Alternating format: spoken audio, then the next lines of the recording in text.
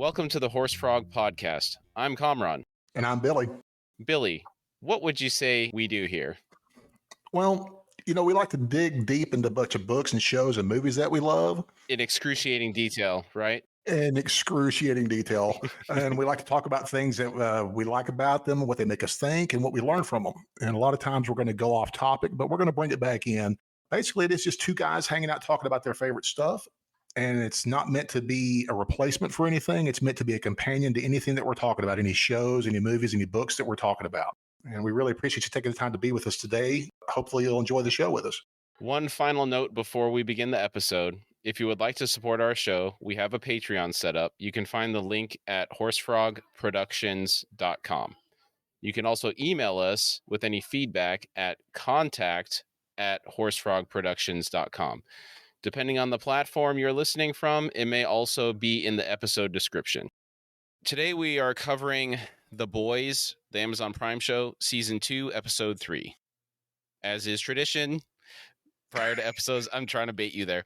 Prior to episodes of this show, this show is intended for mature audiences, has extreme violence, and some scenes of sexual misconduct. If these topics upset you, then we do not recommend you continue listening.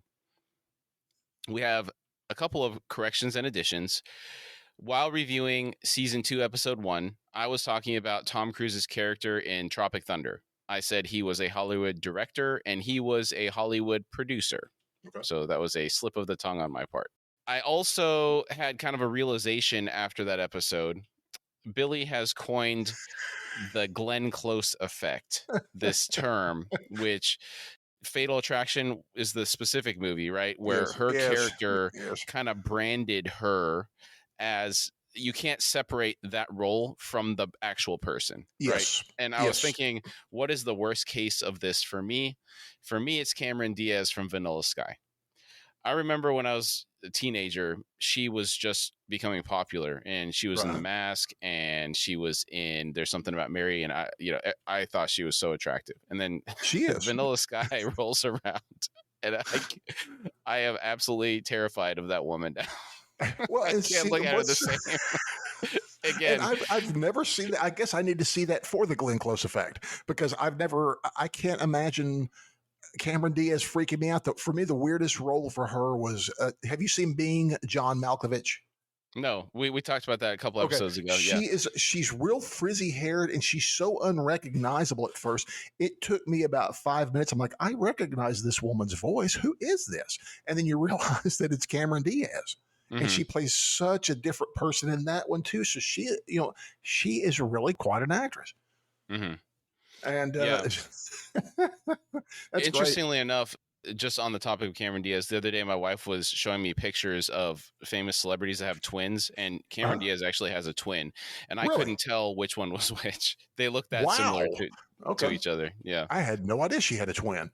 Yeah, I didn't either. And as far as corrections too, I had brought up in a previous episode, I'm not sure which one, but we had brought up one of my favorite terms you don't get to use is curmudgeon. And I think I'm not sure which one of us, but we were wondering if this applied, if it was masculine and feminine. And it can, but most of the preferred female term for curmudgeon is a termagant.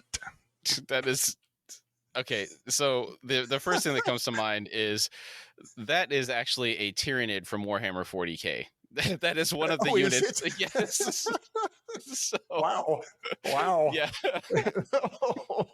Well, it's so in the termagant / curmudgeon is always it's just a cantankerous person, and I'm curious because in the Bible and Proverbs, there's several proverbs about basically better to live in the roof of your house than to share the roof with a cantankerous woman or something kind of like that, or cantankerous wife. It's kind of, I guess, with a termagant. So. So there we go. Yeah, I'm gonna have to work that into a conversation at some point. That's a hard one. Yeah, we'll get there. It's coming. It's coming. All right, episode 3. The episode begins with the music video for "You're Only Human" by Billy Joel. We see that Huey is on a rather nice yacht in the middle of the ocean. He's listening to the song and watching the video on his phone. He must really identify with this song at this point in his life because this is the same song he was listening to in the last episode. Yes.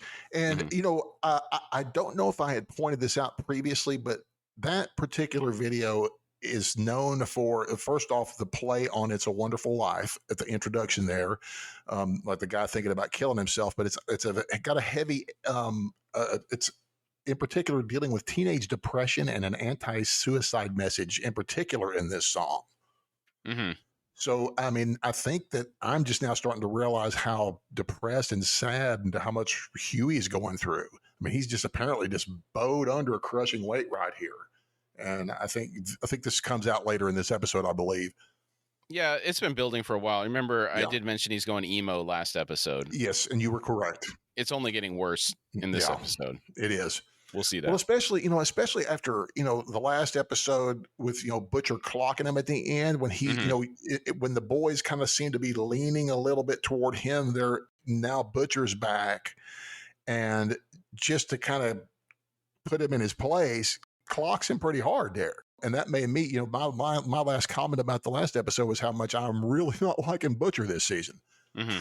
And that plays a big part of it. So, yeah, they're really playing up this conflict between these two. very much. Butcher walks up and says, "Oi, Huey."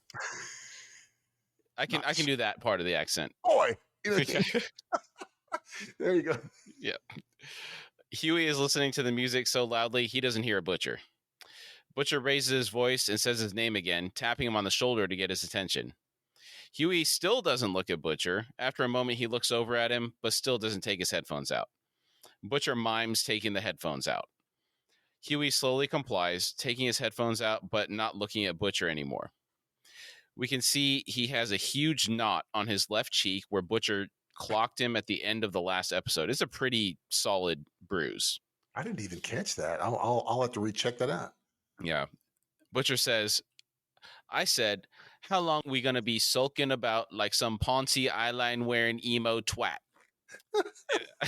Just like I just said, I told you he was going emo, and that punch probably pushed him over the edge, just like we're talking about, right? What can I say, dude? When you're right, you're right. So I retract my previous skepticism. So, well, I think at that moment, I was kind of contextualizing it with the relationship with Starlight specifically, but now it's gone beyond that. Yes, it's now becoming a life infection. It is. It's everything in his life, not just losing Starlight. Right. Yeah. Huey still doesn't respond. Butcher continues. "All right, look, I will say I lost me bottle a little bit when I popped you one. So, sorry? Question mark?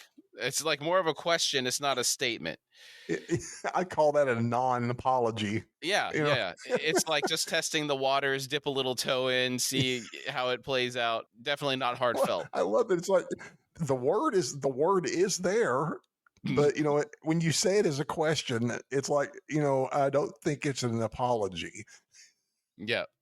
So sorry? It's kind of, right. And Butcher says, "There, I said it. We all square." Like, it's just like the saying of the word is all it takes, right? You don't have to have any meaning behind it. You don't have to care about saying it. Yeah, yeah. The word is there. I've apologized. Yeah. Huey does a slow turn to Butcher. He forces a smile, then does his best attempt at a punch, hitting Butcher in the face. Butcher really isn't fazed much by the punch. Right. I would say that MM's wife, Monique, slapped Butcher harder than Huey punched him. Yes, she did. Yeah. Man, she rocked Butcher. She did. She slapped him. She got him good. So, yeah. It was a full contact. Huey then proceeds to go in for a flurry of punches, and MM comes in to break them up, telling Huey to take it easy. Huey is yelling, "I'll kill you." Butcher says, "Hell, kid Stark Raven." MM holds Huey back and tells him to breathe. He turns to Butcher and says, "You mind?" He turns back to Huey and continues to try and calm him down. He's just like, "Easy, breathe." Right. Butcher gets a phone call. It's Mallory. He asks her, "What's the ETA?"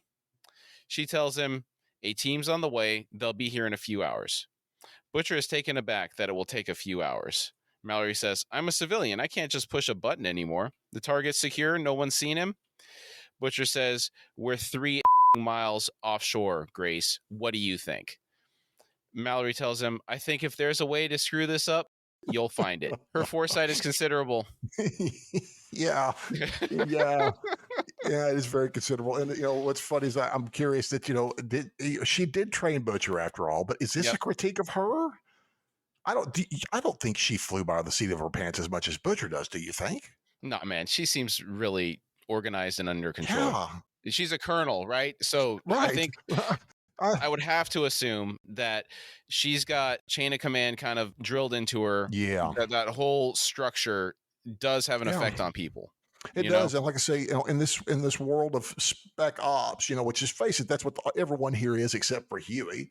That things can go sideways quick, but man, Butcher, everything he does seems to be straight up winging it. Yeah. If for him to be so effective, he's winging it. I'm like, that gun. What if he didn't wing it? He'd probably be really effective. You know what's interesting? I think later in the episode, I can't remember what made me think this. Oh, it was. I don't want to jump the gun here, but when they're in the tunnel and MM's trying to talk about Huey not being able to handle the situation to Butcher, right? And Butcher says, well, Right. what'd you expect? He's a civilian. And I was Right. thinking, it wasn't that long ago that you were a civilian, dude. It's not like you were in the Yeah. military. Mallory recruited him 8 years ago. Yeah. Now, 8 years is a long time. If he's been doing this full time, the whole time, okay, that's quite a bit of experience. But it's not like he was ever in the military necessarily. He's doing wet work, Yes. right? Right. Well, would you consider this wet work, or is this some I type? would. Okay. Even if we're not killing people, but they are. I mean, he's out for blood, and so I would definitely assume this guy's is an assassin of is trained as an assassin more than a military guy. Okay. Butcher tells her, "Look, I just want me wife back." Mallory says, "I know.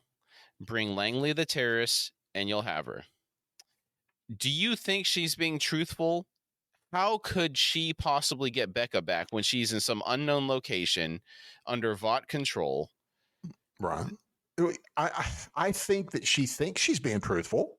Okay. And kind of, and what I mean by that is, people in the past apparently, Uncle Sam bankrolled these people, and they could do apparently they could do whatever they put their mind to, and they could make it so, and it was so. But with Vought the picture and the way that Edgar has no problem with, as we saw in that last episode, wanting to call the shots in the White House. She just may not see the way the wind is blowing, but the way that it used to be, I think that she would, when she said it had happened. So what you're thinking, that they're going to go and negotiate with Vought to get her out? That would be my bet. That would be my guess. Okay, that in her mind that she's that she's thinking, whether or not that there's any truth to that. But I think that Mallory sees that that's what she's thinking is going to happen. At least I think that's what. Okay, yeah, because I couldn't see the path to how they get her if they don't know where she is, and it's not like Vaught's very cooperative. Yeah, because she's still wired in there somehow into the intelligence world. So Mallory switches gears, saying, "Hey, you ever hear of an old soup called Liberty?" And Mallory is looking at an old magazine ad she's holding in her hand. It reads, "Budweiser, where there's liberty, there's Bud." And it looks like it's an ad from the 50s. Yeah, it does. There's a caricature of Liberty. She's wearing the same colors as the can of Budweiser, red, white, and blue. Her belt buckle is a bell, presumably the Liberty Bell. I can't tell from the magazine if they have a crack in it or not. Right. It's got to be. I thought that was really good attention to detail. Yeah. They've been so paying so much attention to detail. I'm assuming that the crack would be there. Butcher wants to know what the that has to do with anything. Mallory's not sure. She asks how Butcher's crew is holding up. Butcher tells her they're all good and having a few laughs. Mallory asks if the target is the girl's brother. Butcher confirms she is. Mallory looks concerned. She asks, "You don't think it compromises her allegiances?" Butcher says, "Well, if it comes to that, I'll neutralize her." Mallory tells him, "The compassion you show your team is truly touching." Butcher hangs up the phone without saying goodbye. He turns around and sees Frenchie standing there giving him a look. And it is not a good look. No. It's more of a shocked look, I think. Yeah. I think he's real shocked. Maybe even a touch of betrayal in there a little bit. Yeah. Yeah. I think I think you're right on the betrayal aspect. I think it's more that. Butcher tries to play it off saying, "It was just a figure of speech, mate." Frenchie does not look convinced. His brow is furrowed. At this point, Kamiko comes downstairs and is giving Butcher a hell of a look. Mm. She's mugging him hard. Oh, yeah, she is. Kamiko and Frenchie leave, and Butcher's left standing there. He lets out a long sigh. Now, we know that Frenchie heard this, but do you think Kamiko heard that? I assume yes. Okay.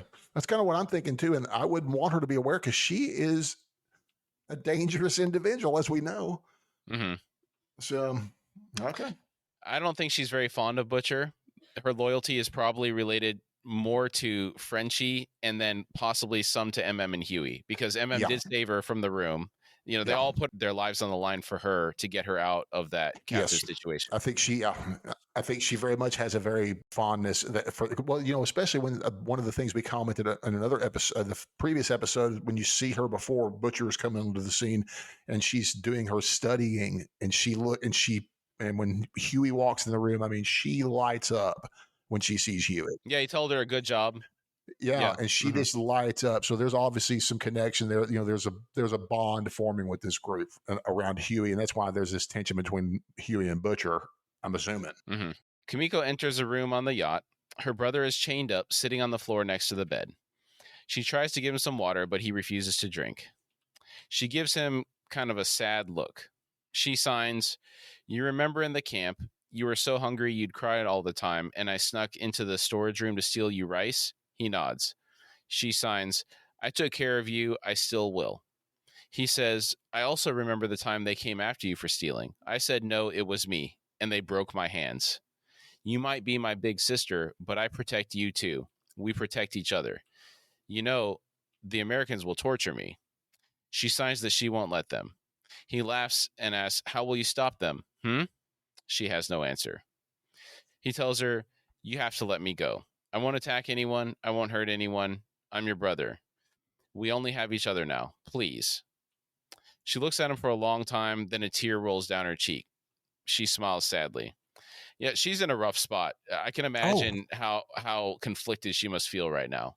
Oh, yeah, it's terrible for her because she finally is able to communicate again with somebody, Mm-hmm. you know, which she's not been able to do, but even though she's working on it. And man, again, the girl that plays her is Karen Fukuhara, and what a great job she does for a woman that doesn't even get to say any lines. Oh, yeah. I mean, she does such a spectacular job of knowing this woman's emotions. And you can read her like a book almost, and to be able to do that without saying a word, I'm very impressed with that. Yeah, when we get to the end of the episode where we go over our favorite scenes from this episode, I'm going to bring that back up. Okay, cool. Because for me, the best scene from this episode involved her. Agreed. She signs to her brother, "I'm sorry." Then she gets up and walks out. After she closes the door, he begins to struggle. We can see that he is attempting to breach the duct tape that is tied around his hands by continually sawing it on the chains that are binding him. They should have used Gorilla Tape. There is no better duct tape. This is not a paid endorsement. I use it. It's the one, the outsides of it's black. That stuff is so good, man. Well, I have used the Gorilla Tape on something, and the funny thing with duct tape that is, I don't know why people haven't figured this out, but it's, if you get any moisture whatsoever on that stuff, it is useless.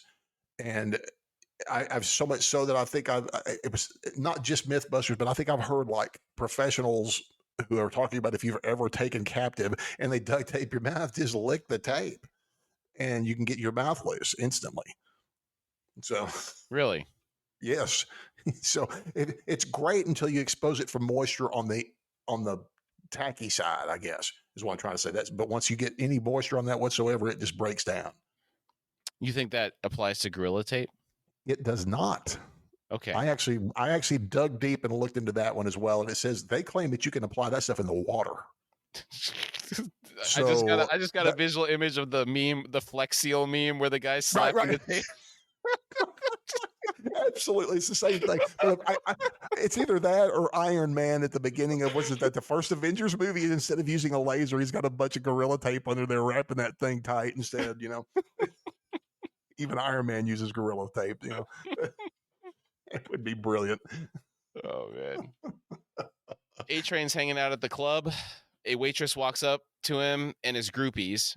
A man sitting next to A-Train takes out a wad of cash and hands some to A-Train. Quick question. That's not his brother, is it? Is his brother No, older? no, his brother is older. Is older. Okay. This is not Nathan. Okay. Remember, Nathan said, "I bet you can't outrun this." I remember him bailing. I did, but I just wanted for a moment there. I was thinking, is that his brother? And if it is, it's like, what's he doing here? All chilled No, out again. it's definitely he would not support this at all. Okay. I did. Yeah. Because this is really bad behavior from A Train after just getting out of the hospital.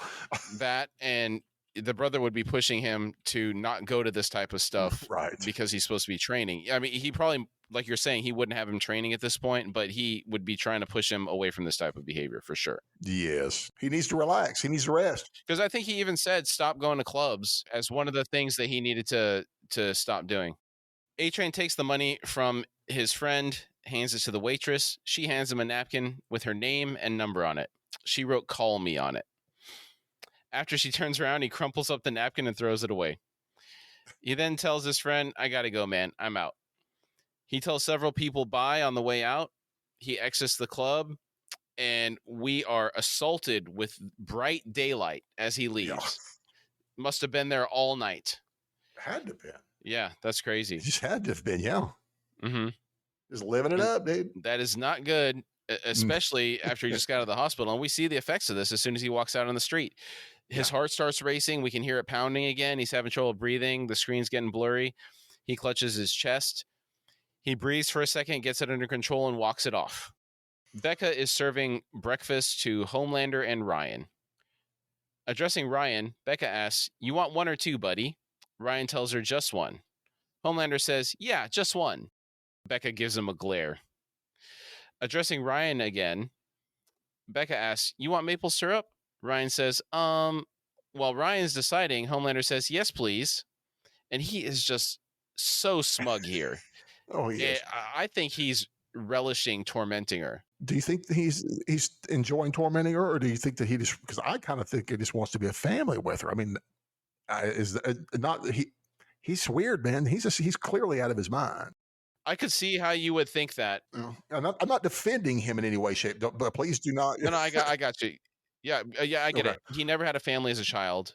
Yes. So I could see your perspective, why you would think that he would want to potentially have a family.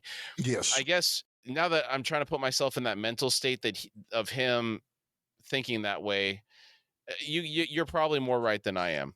I guess the particular issue is, he's so glib about the way he's talking to her, and he's smiling and he's making her do things for him. It kind of just shows how immature he is, and how much that since the world has been catering to him, to have anyone that doesn't agree with him, he has no idea what that's about. It's completely foreign to it.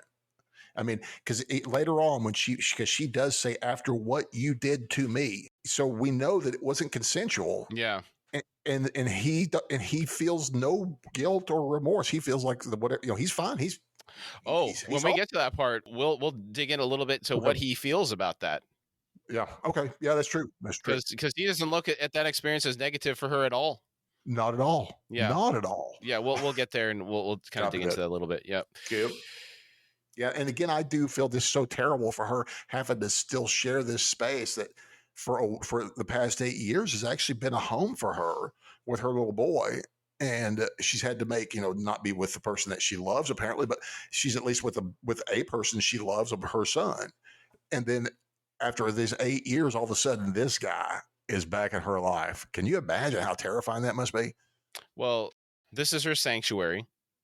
She has spent the last 8 years of her life here. She was promised by Vought that she would never see him again. Now that he has showed back up, the best thing Vought can tell her is hopefully he gets bored with you, because nobody can stop him. That's terrible. Now he's here forcing her to do things, and she can't do anything about it. Yeah, that's terrible, dude. So yeah, you're right. It is one of the worst situations you can imagine yourself in, just in fear of your life. Yeah. She gives him a splash, and he says, "A little more." She again gives him a look, but pours some more nonetheless. And at this point, I know I just went on about how terrified she must be, but this is where I would pour the whole bottle on the pancake. Well, it would be so hard to not tell me, because it's just he's just spitting all in her face over everything. Just his existence there. Yeah, it's terrible. I would want her to do the same thing too. Yeah. I mean, Oh my I'm goodness! just And of course, she's just trying to protect her. In my notes, I say she's trying to protect her son, but actually, she's really trying to protect herself because I don't think Homelander would not do anything to this kid, at least right now. I mean, but but I think he would do something to her. yeah. He already has. I mean, Homelander smugly smiles at her and says, "Thank you. Love it." and I was so glad he said love it because when he first, I had to back that up a couple times because I thought he said love you, Mm, and I was like, oh my gosh, that's terrible, that's terrifying. But no, it mm. was love it. And I was like, oh, thank goodness he said that. So Homelander then picks up a glass of milk and takes a sip. He holds it in his mouth like he's tasting a fine wine. He swallows the milk and licks his lips, smiling and voicing his pleasure with, mmm. He's got to have some type of milk fetish or something. Every time he does something weird. I know it. It's always so creepy the way he handles the milk. I'm like, what does it? I don't want to ask this question, but I'm going to say it. Does it get him sexually aroused? I don't I know. don't I don't know. want to know. I don't want to know Yeah. either. I But don't it's want like to. I don't want to dig into it's that. creepy. Yeah, I don't. I don't either. I don't either. It's just, but it's like why? It's like they focus on this awful hard. I mean, Yeah. it's like this is. I'm curious if this is something that the actor himself has brought to the forefront just to add a little bit of weirdness to the character. I'm real Maybe. curious. Yeah. It could very well be an artistic choice, and if it is, it's a great choice because it adds a layer of creep to the guy. We should probably look that up and see if he's said anything about it. He says, "This is nice." Ryan says, "Mama?" She says, "Yes." He says, "Quiero raisin bran, por favor." He says that and smiles. Becca says, "Sí." Homelander gets a look of distaste on his face. He asks, "What is that?" Becca tells him, "That's Spanish. Monday mornings we have breakfast in Espanol. Espanol." Homelander groans. He looks at Ryan and says, "Hey, Ryan, do you want to stay in here and learn Spanish, or do you want to come outside and have some fun with your old man, huh?" They didn't even touch any of the food that she just served them.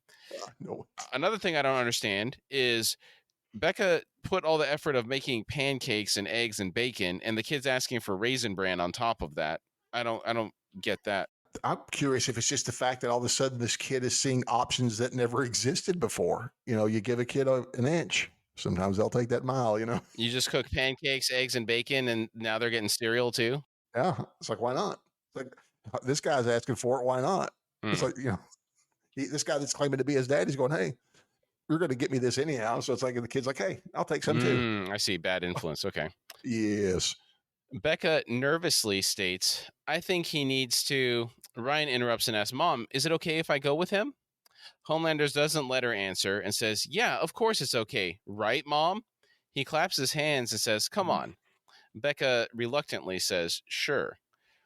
He's really undermining her authority, and it's not Yes. good in front of the kid. Oh, that's a terrible thing. That's really, really putting her in a bad spot. And like I know he was, and like I said, he did just kind of try a little bit there with the cereal, like we were just talking about. But overall, this kid seems to be a really sweet kid. It's like he's probably never rebelled in his life, but he never thought about it. And all of a sudden, he's got this bad influence around. And it's like, oh, these are options. I didn't realize this was an option. Well, I don't view the cereal thing as a rebellious thing because he asked very nicely, and he did it in He did ask Spanish, like nicely. she. Yeah, so I'm just curious if she went to all the effort of making that, why he's asking for cereal. That's all. Okay, that could be it. Okay. Homelander opens the door for Ryan, saying, "There you go, champ." They both walk outside, leaving Becca looking rather distraught, sitting at the table. We are taken to the command room of the Seven, where the director to Dawn of the Seven is presenting his storyboard. This really surprises me. The way this movie is being advertised would have made me think that they were further along in the production cycle. We've seen at least one billboard for this, and there was a mention of somebody being cast in the movie already in one of the, it was like the TMZ equivalent. It was one of the stories in the Right. sidebar. Yeah. Right. You know, it's kind of funny though. Like I think VOD has this. We'll make the poster first, and then we'll check the reaction. Then we'll do things to it. We'll tweak it here, then we'll check with the public.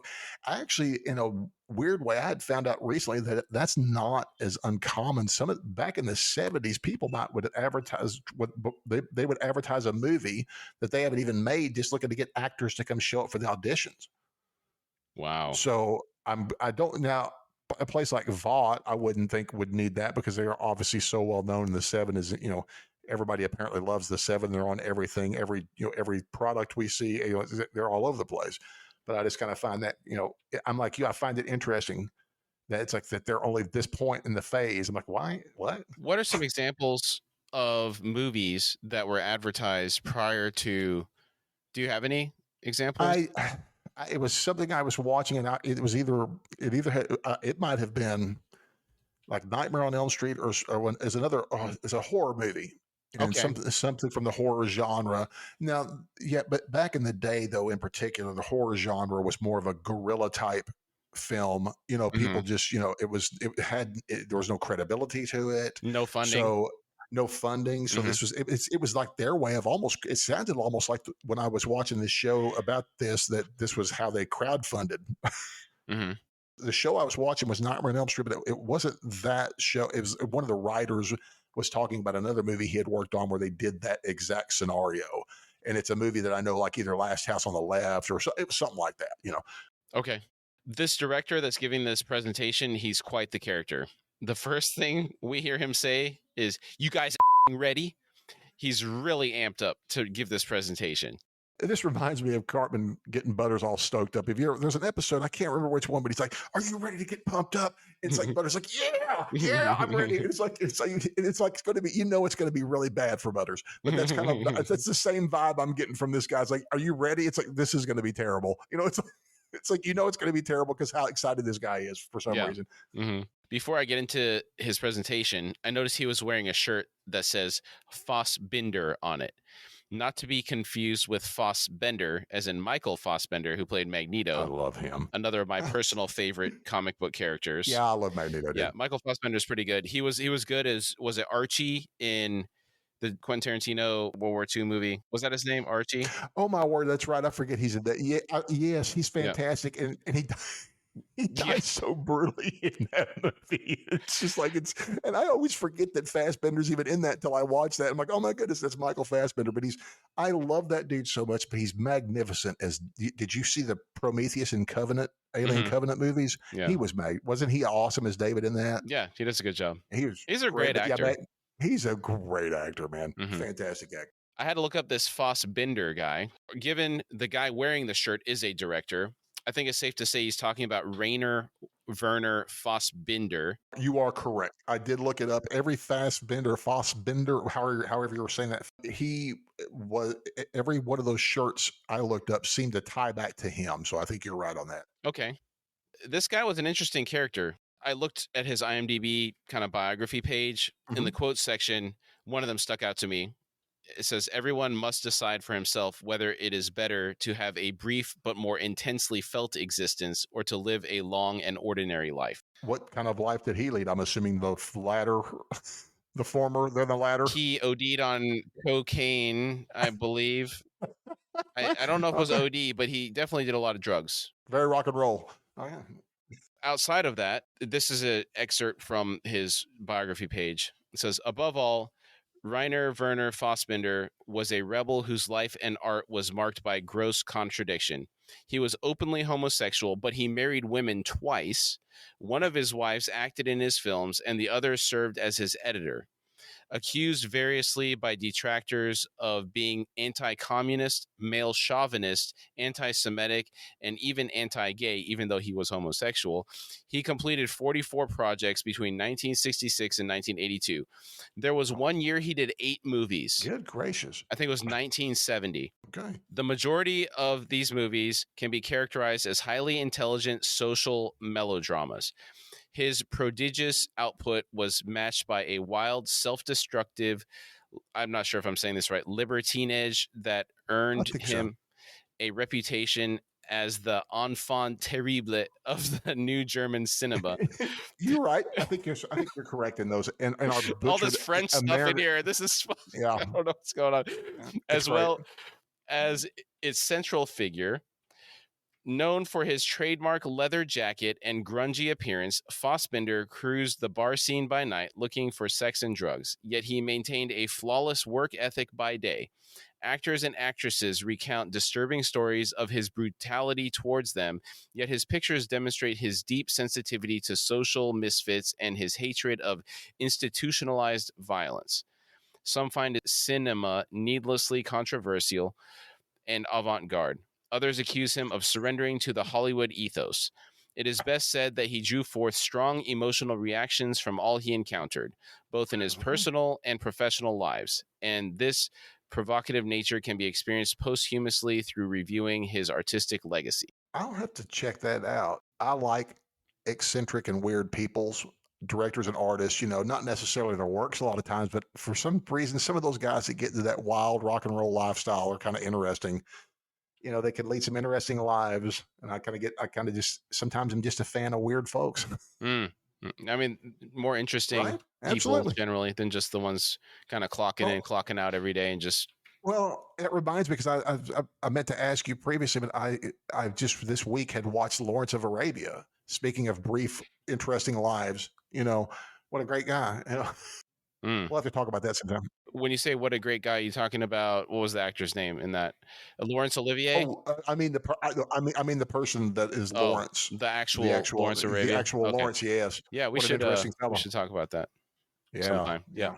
Well, I think that it's from that movie that I get my love of deserts, like in Okay. Dune. Even though I hate sand, I love deserts in movies for some reason. It's from Lawrence of Arabia and Dune. What about The Mummy? Hey, the Mummy's great too. Yeah. I like the idea of cool and weird things being lost and buried beneath the sands has always mystified and entranced me. So, that goes back to a great H.P. Lovecraft story of a city found beneath the sands as well. So, yeah, I love that kind of stuff. Okay. Another director that came up in this era was Werner Herzog. I've heard of him. Yes. Yeah.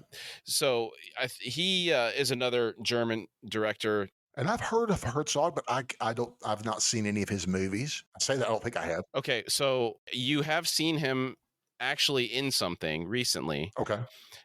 In The Mandalorian. Oh, my word. In one of the early episodes, he was the person that hired Mando. He hired the Mandalorian. That's right. Yeah. That's why I know his name, because I just recently looked him up. And the way he talks, I could listen to him all day. Oh yeah, dude. That accent. I love the way that guy talks. I know it. I love it. That's great. I like that. Yes. Yeah, I'd love it. Okay. Thank you. Back on track now. All right. We see the attendees of this meeting: Black Noir, Starlight in feminist costume attire, Stormfront. Ashley is standing at the head of the table with her arm on Homelander's seat, Maeve, and finally A-Train. The director is explaining how the camera pans up and we see Homelander flying towards Martinez's Miami mansion. Martinez makes a run for it. The director pretends he's Martinez, yelling, "Octavio, vámonos, vámonos, mi amigo." His accent is very overblown. Is it offensive? And who is Martinez? Is that a generic? Is he a supervillain, or is he just some drug dealing scum? I was going to guess that since this was Dawn of the Seven and this is some type of Miami mansion, I was going to think this is some 80s drug movie where they're doing a drug bust there. Then, like Miami Vice ripoff? Something like that. Or Scarface was more kind of what I was thinking. Okay. And then they show the storyboard. The next thing they show is Octavio is sitting in a Maserati, and this is a new Maserati that's out now. And I was like, okay, well, this is some modern thing, but it has that vibe to it, that Scarface vibe. The drawing shows Octavio sitting in this Maserati, and Martinez is running to the car. We see that Ashley is loving this presentation. She's got one of those big grins on her face. Oh, she loves it. The director continues. Octavio accelerates, but Homelander laser blasts out the tires. Bzzz, boom.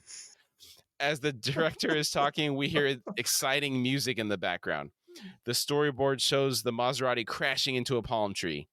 Martinez gets out of the car, dazed, looks up. Homelander. The director impersonates Homelander. "You're under arrest."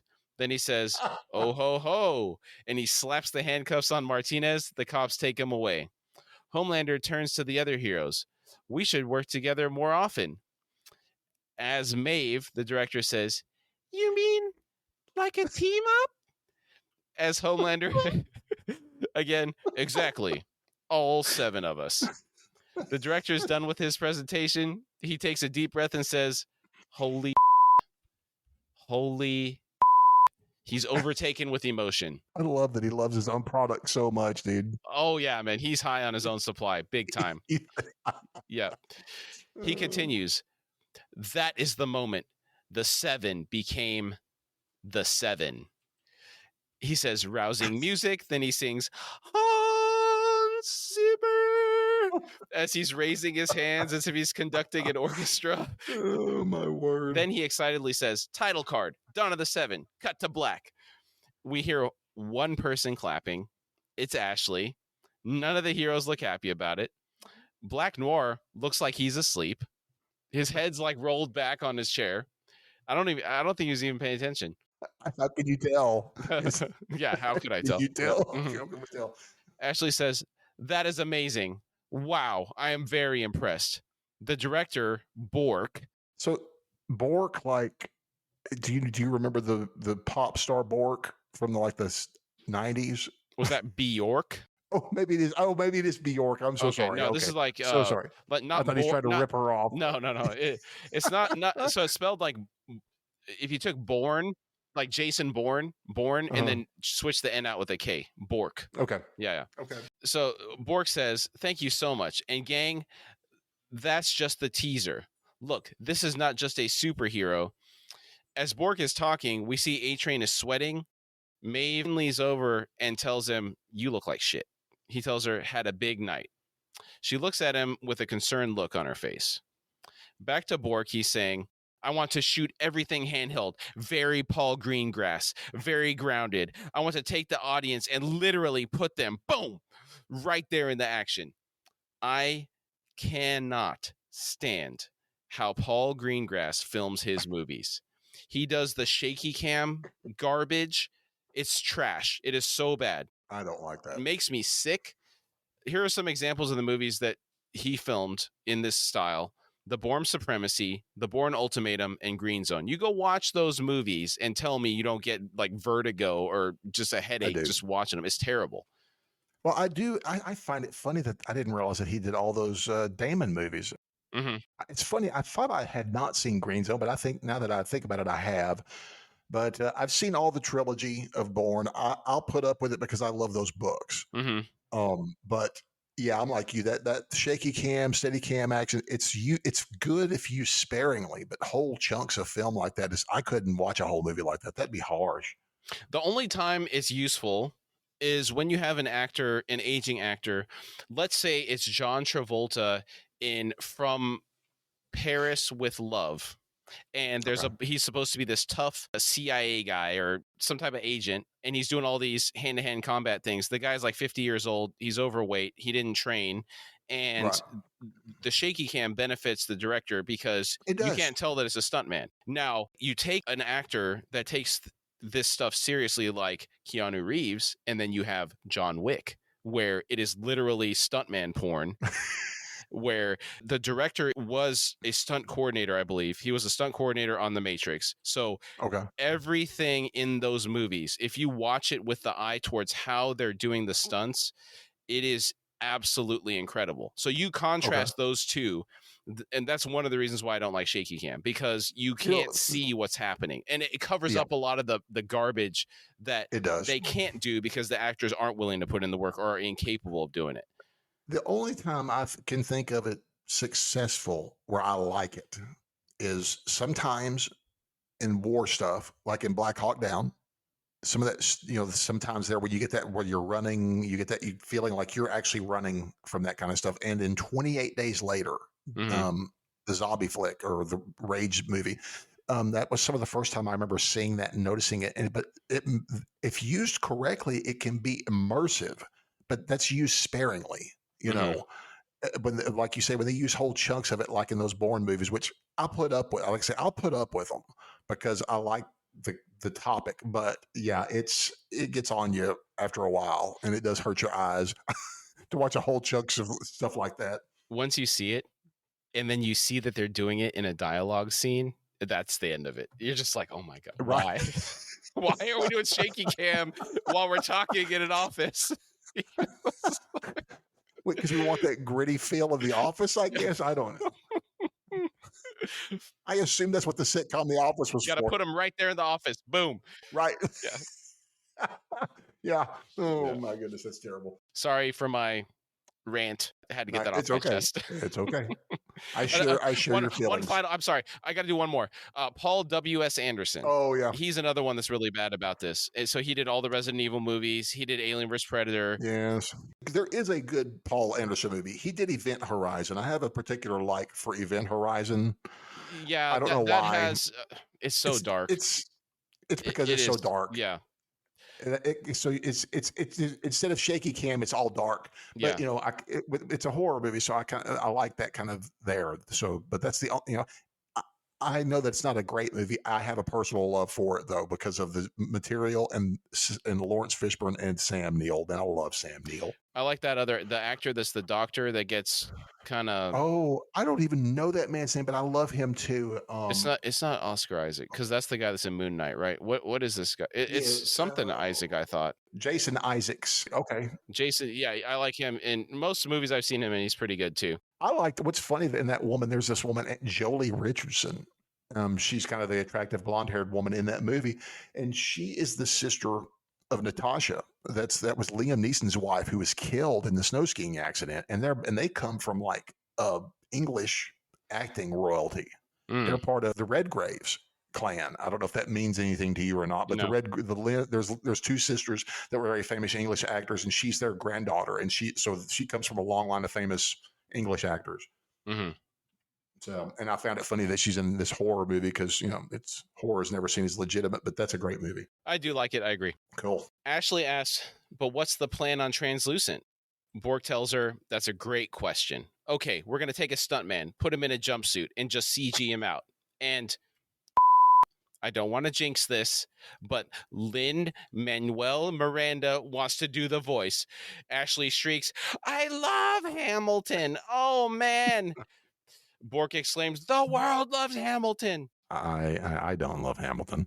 I agree. Now, to be fair, I cannot say honestly that I don't like Hamilton. I've never seen it. I never will because I actually do. I don't have an irrational fear of musicals, which is called a mellophobe, by the way. But I have a hatred of musicals. So I just have a hard time making myself watch a musical. So Hamilton might be fantastic, but what are you laughing that I looked up mellophobe? No, I just didn't know there was a word for it. Oh yeah, there's a fear of everything. That's great, isn't it? There's a fear of I bet there's fear of acronyms. I want to see the Venn diagram of termagant mellophobes. Let's see. How about the percentage of the population? Oh my goodness, that's amazing. Termagant mellophobes. Okay, that's.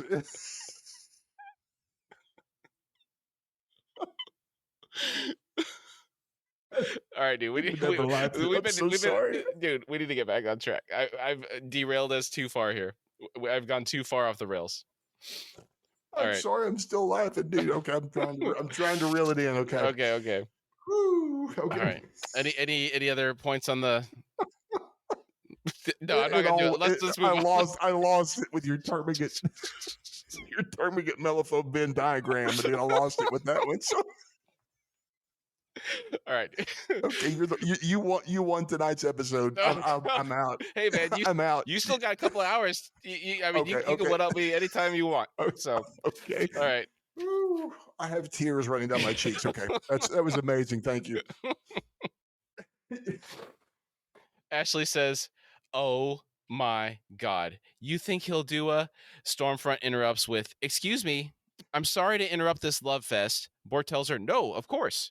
Stormfront says, "I just want to be a part of it." Bork says, "Understood." Stormfront holds up the script and says, this. She growls and she's like, "Nah," and taps the script on the table twice saying, "Great work." Bork thanks her. Stormfront says, This script is a great start. Really good bones. Bork starts to look a little uncomfortable. She says, I just have a few headlines. He says, yeah, totally. Listen, we can tweak dialogue right up to the day of production. Stormfront tells him, yeah, it's not really tweaks. It's more global. How's that for corporate doublespeak? That's now she's talking when global. We're talking about being completely rewritten, right? Yeah, it's like this is trash. We need to start from scratch. She does it so well. I love this woman that plays Stormfront. She cracks me up with her. She has some of the greatest biting sarcasm of anyone that we've ever seen on the show, and I love that they let her show it because she cracks me up. Yeah, she's good. Bork is stammering a bit. He says, okay, yeah. What are we he looks and points at Ashley and says, what are we thinking? Stormfront says, you write all women as either unknowable Hitchcock or Michael Bay dolls. I mean, I get that a lifetime of jerking off to Transformers didn't exactly make you popular with the ladies, but a little effort would be nice. You know what I'm saying? Starlight is enjoying this little outburst. Bork gets defensive, saying, excuse me, but I do have 2 sisters. Thank you very much. Isn't that a bit like me telling an African American that some of my best friends are black? The way I'm interpreting his statement is, and like to your question, if somebody from one of these contingents comes to you and says, hey, you're writing this character that's supposed to represent me in a way that doesn't represent me, right? Okay. Then I think that's what she's getting at. Okay. Right? Because he may have 2 sisters, but he still may not understand how to write women. That's I think do you take it that him saying that he has 2 sisters is his excuse to write women like that? Is that what he's saying, that I can write it because I have these 2 sisters? So therefore that's my card into the club. Yeah, he's probably just thinking I've been exposed to women enough to understand them, so I think I can write them, right? Yeah. That's what I think he's saying. Yeah.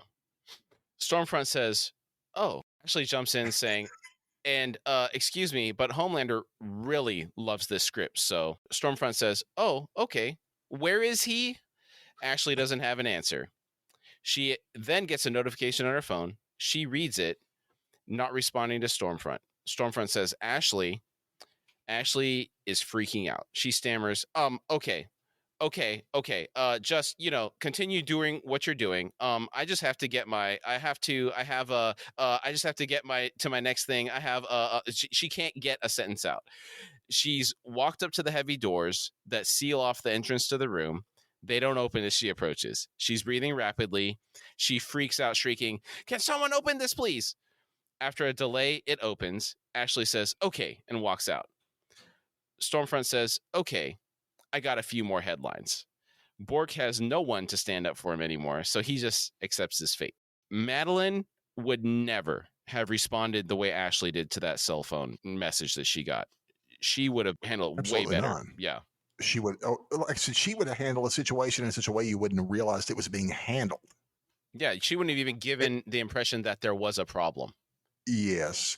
And now I want to go back to the Glenn Close effect real quick. Are we both suffering with this with Ashley? Is she? I've never seen her in anything else. I don't want to see her in anything. There's your answer right there. There's your answer. Neither do I. I don't. So she is also suffering from the Glenn Close effect. I don't want to see her in anything else either because she's so unlikable here that I'm like, I don't want to see her in anything else. For her Good job, Ashley. To be in something else, she would have to be unrecognizable to me. And then she might be able to win me over to normalcy. And she has. And again, thank you for saying normalcy. I'm so tired that we've accepted the word normality as correct. It is not. It's normalcy. Thank you. I did not know that was such a big problem. I guess normality is now accepted. Wow. It was not accepted. It's now accepted. Okay. Normalcy is no longer. I mean, it's accepted by people who know what's what. Okay. Is it in the dictionary, Billy? I haven't pulled it up in the dictionary. I looked it up online. I think it was from the dictionary. The fact that normality was actually in there. But I'm also aware, I've been told that bootylicious is also in Webster's. That's where I was going with this. Great minds. So it was tongue in cheek because the air quotes ever evolving language. Right. We're just Right. dinosaurs. What can I say? Yeah, we are dinosaurs, dude. Normalcy is gone, baby. And but I like that we're gonna. I'm starting a campaign now. We're bringing it back. We're bringing it back. Normalcy. Yep. Mr. Edgar is walking down the hall with some faceless suits that graduated from Cornell. Ashley calls out and gets his attention, saying, "Mr. Edgar, sir, if this is all true, I will get a strategy together with crisis management and PR." She actually puts her hand up on his arm as she walks up to him. And I thought this was a little bit too familiar because you never saw Madeline touching him. No, you know? no. And now I know that some people might accept that, but it's like I would at least need to know this fella for a while. And she does not know him like that. No, Yeah. I wouldn't think. I don't think so. I mean, we've not been shown that. So no way. He hasn't stopped walking. He turns to her and says, "We're fine for now, Ashley." In this shot, we can see he's actually several inches shorter than her. I know she has high heels on, but I was curious how tall he is, and he's 5'8". Wow. Which I was thinking, I remember seeing something about the average CEO height is above the average male in America. Oh, and I think the average male is 5'9". Wow. Okay. I didn't know that was that. I thought it was a little bit taller than that, but I didn't know that it was so, I say short. I'm 6'4", so. Yeah. Everybody's short to you. Yeah. It's so, and it's funny. I didn't even notice that in that scene that he was shorter than her. Yeah. Well, I mean, I had to pause because I was taking the dialogue down for notes, right? And there was a pretty good height difference between the two. And I didn't know he was that height, but I interpreted this. I'm in love with this character, Mr. Edgar, right? So absolutely. I say he is such a bad that the rules of height do not apply to him. No, absolutely not. You know, like absolutely in terms of the law of averages, like he is so good that it doesn't matter how tall he is. No, dude, he's still terrifying. I don't care. Yeah. He could be 5 foot even, and I would still be terrified of this man. So yeah. She asks him, "Sir, is it true what they're saying?" Again, she puts her hand on his shoulder. He tells her, "We're investigating." He turns and continues walking to his meeting. She says, "Sir, I have to tell you something. We have to tell Homelander, and I have to admit something to you. He turns to her and says, "You don't have the faintest idea where Homelander is. He will know when I want him to know. Just keep the rest of the infants on 99 in check. Will you?" He walks into the conference room for his meeting. Ashley lets out a shaky breath and starts pulling on her own hair. She seems out of her element in dealing with this situation. She's just too inexperienced, I think, to be dealing with this level of a crisis. Donnie, you're out of element.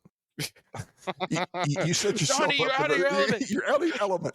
So, yeah, she is way out of her element here, and she's very inexperienced. And again, remember, she's also supposed to be letting Homelander know everything, and she is terrified, and rightfully so. I forgot about Homelander. That. Thanks for reminding me, because he was like, if even a light bulb burns out, I want to know about it.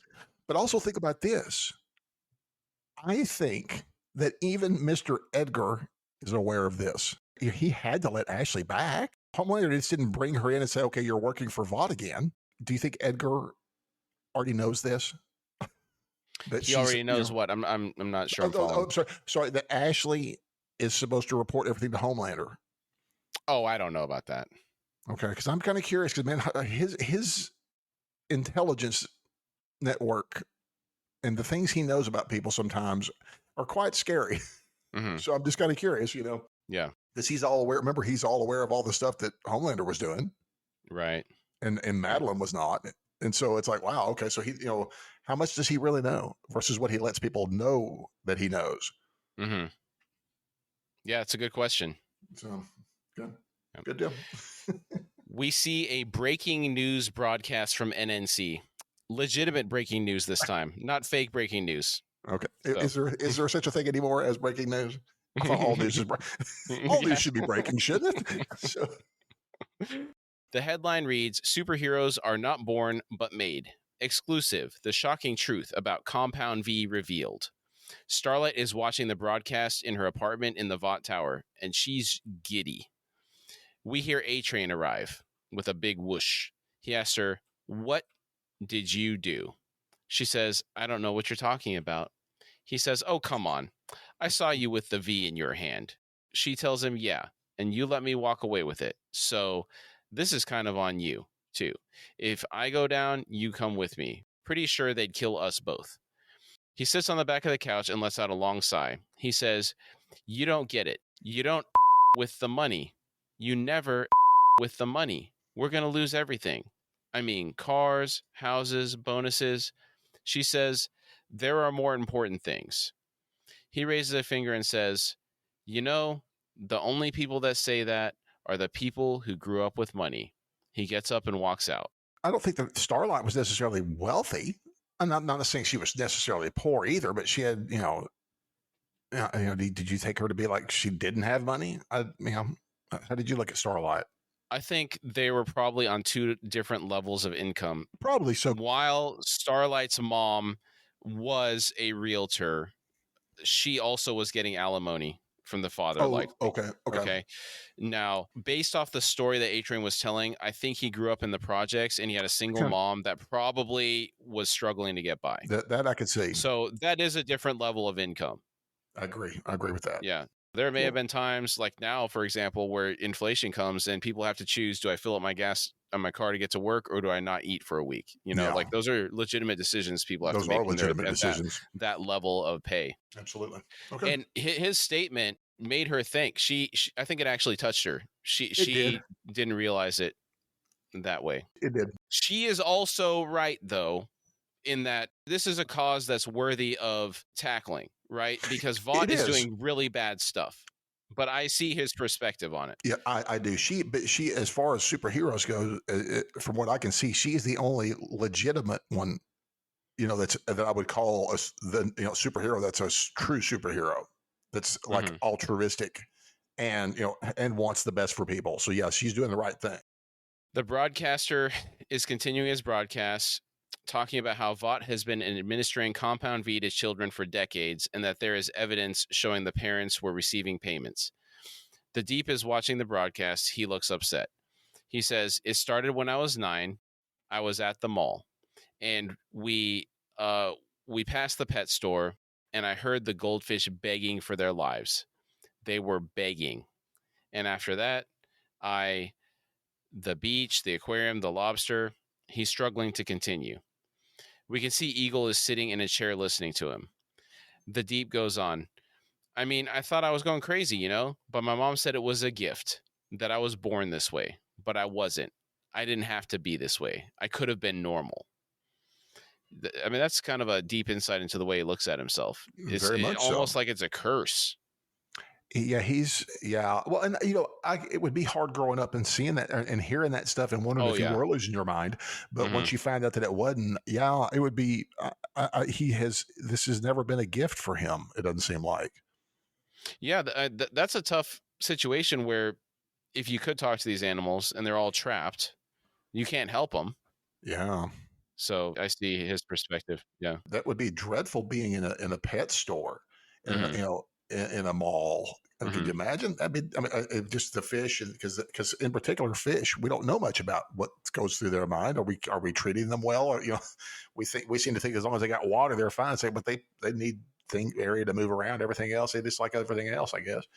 Yeah, or the zoo. Yeah. The zoos. I don't like zoos. I hate zoos. Because I hate seeing those animals trapped like that. I mean, I know a zoo can sometimes preserve certain species, and I'm happy they're able to do that when they do it successfully. But other things, I went into a Denver zoo where they had a bald eagle in a cage that was not even a 10 by 10 cage. Now he was outdoors. Maybe they have a bigger place for him at night, but I was like, my Lord, that bird is huge, and he's in this tiny cage out in this outside. That's just terrible. The ones that they have at the Houston Zoo, they can't fly. They have like broken wings. They're rescued, so they wouldn't survive out in the wild. Well, see, that's cool. Yeah. I can appreciate that. That might have been the scenario here too. I don't know. In a hallway in the Vought Tower, this is the hallway that has all the busts of the 7 in it. Yes, we can see Black Noir is sitting on the floor, leaning against the wall, and he's watching the broadcast on his phone.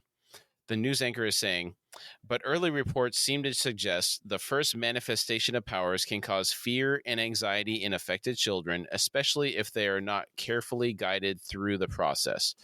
Black Noir is sobbing, and we can hear him. And now that's something. That's the first sign we've seen that he's anything other than a mindless automaton. Well, I say that. I think there's a couple times he's, like I said, in a previous episode, is he, or have we just ignored him because he doesn't speak? Do we not allow him to speak? But is he sobbing or is he laughing? Because I think he's sobbing, man. You think so? I think so. Well, oh man, you make such a good point. There's no noise here.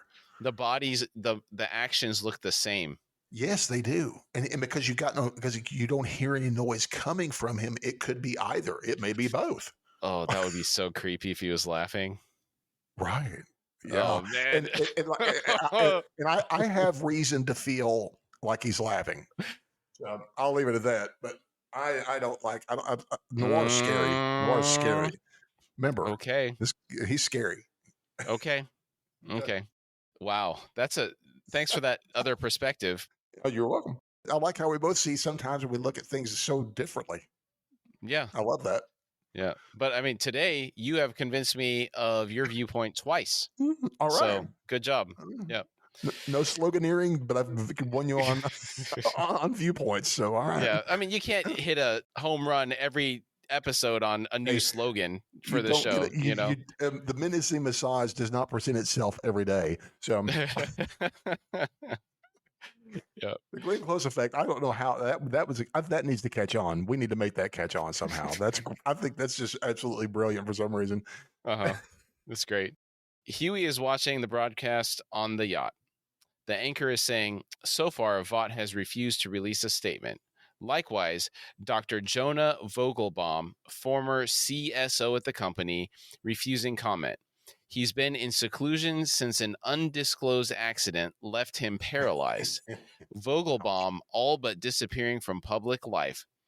Put the squeeze on him indeed, huh? Yeah. So Homelander crushed his spine, paralyzing him. Do you think it was because he wouldn't talk and he had to get the information out of him, or payback because he lied to him? Well, remember, what he told Madeline was that your stories didn't line up. Mm-hmm. He must have put the hurt on him and put him broke his back then before he talked to Madeline. We saw he talked to her, but he must have gone back to her, to Dr. Vogelbaum, and then come back. So I think it was to pay him back for, not even necessarily to pay him back. I think he just put to him to get the information from him. And after getting the information, he may have just done it just out of petulance. Mm-hmm. And but at least he did get his brains burned out of his head. So I don't know, man. Well, I guess he is. I was going to say, we see him sometime, don't we? We've talked about this multiple times, but I thought we see him reappear in I think later this season we see him in a wheelchair. Yeah. Okay. I think he kind of Christopher Reeves-esque. Right. I can't remember if he's a paraplegic or a quadriplegic when we see him. Yeah. Well, we'll find out. Yeah. Huey is trying to call Starlight. She doesn't answer, and he leaves her a message. He says, hey, is this you? You did it. We did it. Call me. Call me back when you get a chance. The news anchor is talking about the Vought stock price already going down, signaling a huge trend which could be catastrophic to Vaught's bottom line. This news comes as the company was taking in record profits. Walks up and asks, did what? He sees the broadcast on the TV and says, you did this? Huey says, yeah, Starlight did mostly, I'm pretty sure, but I just gave her an old alley-oop. Says, Huey, and is looking at him for a moment. He then excitedly gives Huey a bear hug and picks him up, exclaiming, Huey, yes, Huey, dude, look at what you did. Oh my God. This is the coach in him coming out. It's a pretty wholesome moment. It's a great moment. He's really happy for him. Yeah. Yeah, and especially because Huey's been hurt and so emotional. He really needed that. Mm-hmm. Yeah. Really needed that. And is laying. And of course, as we'll see, one of my other favorite moments coming up to with Frenchie's reaction is brilliant. I love Frenchie. Yeah. Huey's laughing. It's been a while since we've seen him excited about anything, really. Butcher walks up and says, you lads touching your tips? Says, look at what the kid just did. Frenchie looks at the TV, then turns and says, Petite Huey? In surprise. Says, the kid. Huey tells him it was him and Starlight.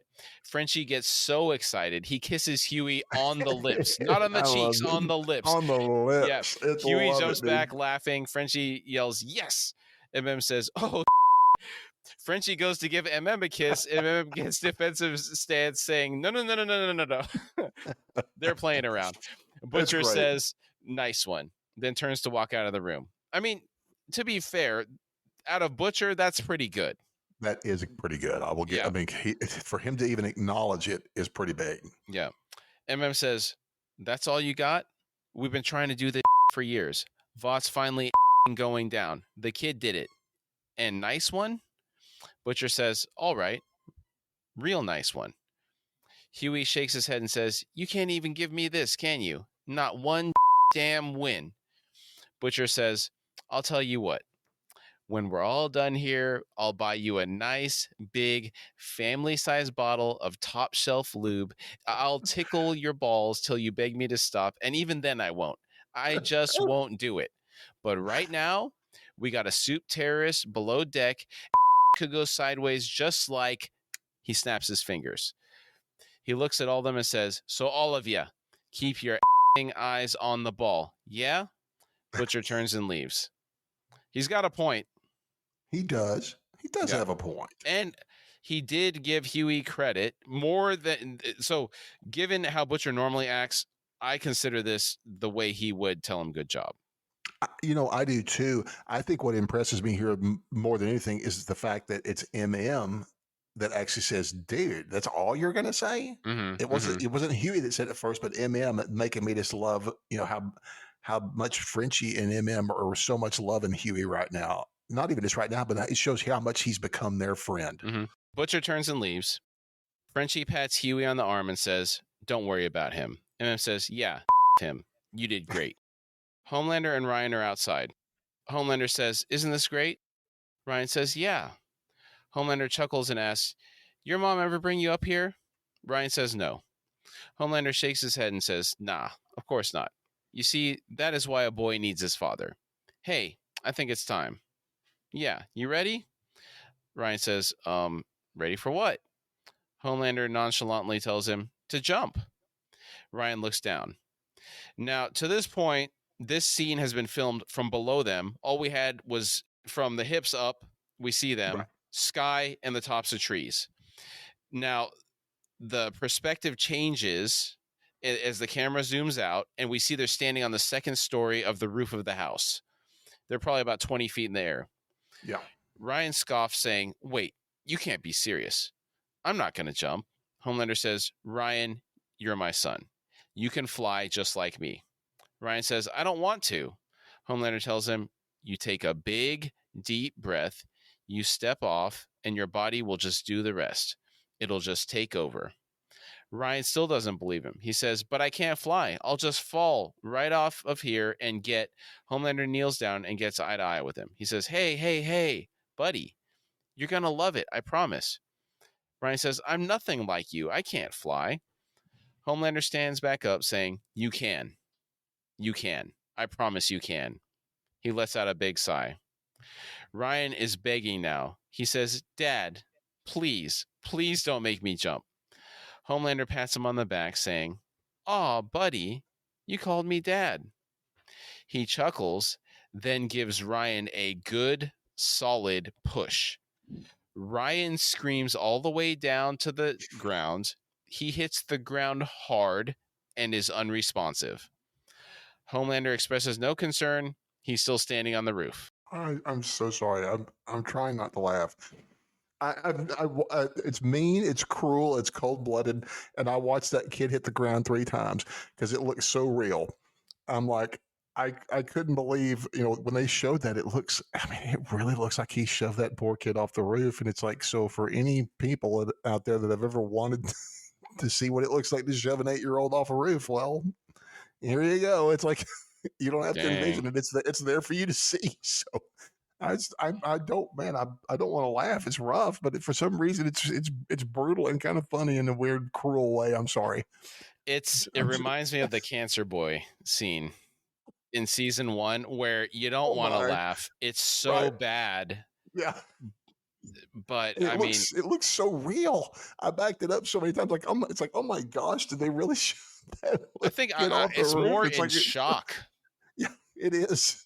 It is. I think that's why I laugh. Is because it is shocking. But oh my word, it's Yeah. rough. And the noise Whew. he makes when he hits the ground too. Yeah, yeah. Yeah. Now, given Ryan is a half normal human, there isn't a lot of data to prove that the powers are passed from parent to child if a soup conceives a child. I'm really True. surprised Homelander did this. Well, now we at the end of season one, when we land and we see that Becca and Ryan come outside, his eyes glow. Yeah, but that doesn't mean he can So fly. no, it doesn't. But I'm curious that because Homelander has X-ray vision, maybe he can detect that the kid is more dense. Maybe that's why he Mm, didn't care. Maybe he sees that the kid, because as we see when he gets up, the kid is really, when you look at him, other than being scared, he's completely unhurt. right. And so he should have been hurt. So he obviously is tough. He's strong too. Yes, yes. Well, we're about to find that out. Yes, we are. Yeah. Becca comes outside yelling, Ryan, God, Ryan, hey, hey, hey, hey. Homelander floats down slowly. Becca asks, what did you do? He plays it off like it's not a big deal. He tells her, it's fine. It's a 20-foot drop. Relax. Becca cradles Ryan in her arms and calls Homelander an inhuman monster. Homelander tells her not to help him get up and to let him do it himself. Becca is frantically trying to revive the unresponsive Ryan. She doesn't think he's breathing. He most certainly is not breathing. Homelander still maintains he's fine. Ryan wakes up taking a deep breath. Homelander says, look, see, told you. Becca asks Ryan if anything hurts or if anything feels broken. Homelander says, oh, for God's sake, broken? Come on, look at him. There's not a scratch on him. You know why? Because he's my son. And you're raising him to be a pussy. She fires back, saying, you don't get to tell me how to raise my son. Homelander says, I'm his father. She aggressively says, you don't get to say that after what you did. Homelander's hand shoots out and grabs her wrist, and he starts squeezing it pretty hard. He says, what I did to you was give you a son that you are raising like a little girl. Now, on this point, earlier we mentioned Homelander's attitude about what he did to Becca. Yes. And I just want to, while we're here, I want to just kind of go down on this point here where he is looking at this as a gift to her. Yes. In no way does he feel that what he did to her was wrong. No, he did her a favor in his mind. He gifted her with a child. Yes. Yes, yes, absolutely. That is his. That's exactly how he looks at it. I did you a favor. Mm-hmm. Ryan is watching Homelander being aggressive with his mom. His breathing accelerates. Becca tells Homelander to let go of her. Ryan springs into action. He pushes Homelander aggressively and yells, "Get your hands off of her!" Homelander actually falls back to the ground. Ryan hit him so hard. Yes, that's impressive. Mm-hmm. He hits him so hard. The kid is so strong. He pushed. I mean, because if Homelander didn't want to be pushed, he wouldn't be pushed. Mm-hmm. And so he even catching him off guard, you would normally be able to do that to him. I don't think, but this kid did. Mm-hmm. That's impressive. Yeah. Ryan's eyes are glowing red. His breath is coming in short gasps. He's really angry. Oh yeah. Homelander sits up and smiles, saying, "Good boy. See? I told you. You're just like me, Ryan." Ryan yells, "No, I'm not like you. I'm nothing like you. I hate you. Leave us alone." Homelander stands up and tries to calm Ryan down, saying, "Hey, hey, it's okay. I'm not angry, Ryan." Ryan yells, "Go away." He and Becca are going back to the house. Homelander tries again to say, "It's okay," but Ryan again yells, "Leave us alone." Homelander says, "Ryan, this is a good thing," but Becca and Ryan have left him alone outside. Back in the boat, Frenchie has brought Kamiko's brother Doritos and some type of canned beverage. It's not Fresca or LaCroix. No. It's a can of Turbo Rush with a picture of Homelander on the label. Wow. Frenchie points to the Doritos and tells him, "These are horrible powdered cheese things, but if you're hungry." Kind of makes me wonder what passes as an acceptable chip in France. Well, you know me. I did go and I did investigate. Lay's is marketing some stuff in France right now. Pouillet roti, I think maybe how you say that, roast chicken. Okay. I did look up this pronunciation for sure. Cote de boeuf, which is prime rib flavor. Mm-hmm. I have no idea how you say this. Suave Marguerite grill. It's a red, spicy mutton or beef-based fresh sausage in a Maghrebi cuisine. So I have no idea what Maghrebi cuisine is, but okay. So, needless to say, it's not what I'm used to hearing. Interesting. Chicken and beef and sausage flavored chips. I don't see any cheese stuff, huh? No, None. Yeah. I think cheese is, cheese. Of course, we think of our European cousins, but but we apparently put all that American cheese on us. I think foreigners are usually kind of freaked out by how much cheese we use. Okay. If I'm not mistaken, I believe the Asians in particular, especially like our Japanese cousins, they see us eating this mold. And, they don't tend to eat cheese. In Korea, they do though, because that's the American influence from World War II. Oh, okay. Yeah. I did not know that. Okay, very cool. Yeah. Kamiko's brother says, you. Frenchie is surprised and says, so you do speak English. Frenchie asks if he's thirsty, opens the can and gives him a sip, then pulls the can back and asks him about the sign language he and Kamiko used to communicate. Kamiko's brother is silent. Frenchie tells him he just wants to help her. Then he repeats that he can help her and asks if he understands. Kamiko's brother nods. He says she stopped talking the night their parents were murdered. She's been silent ever since. In the camp, they were alone together week after week, just the two of them, for years. They came up with a language so they could get through it. It saved both of them. Frenchie asks if he will teach him. He gives him another sip of the drink. Frenchie says, please. Kamiko's brother says, you. Frenchie tells him he thinks Kamiko's very special. Frenchie then tells him that she loves him very much. Frenchie gets up and puts the canned drink and the chips on top of a cabinet in the room and leaves. As soon as he leaves, Kamiko's brother raises his hand, and we can see he has exposed the tip of a single finger from his work on the duct tape. He is able to levitate the can and pour it out. He rips the can apart while it is floating midair, exposing a sharp edge. He then begins to use it to saw at the tape that's binding his hands. I guess Butcher and his friends found a way to mess this up. This is the second time them being compassionate has cost them. The first time was when Huey gave Translucent something to drink in a glass, which ultimately resulted in his escape. It's so funny how in this show that compassion always costs you. But the other question I've got is, does his power solely reside in his hands? Seemingly. Now we know what happens at the end. I understand. We'll cover that later on. I'll come back to that. But, I would think that, because I've brought up the stuff like with the Flash, I think that stuff always resides in their body as a whole. Unless there are this subgenre of superheroes that get their powers through talismans and artifacts.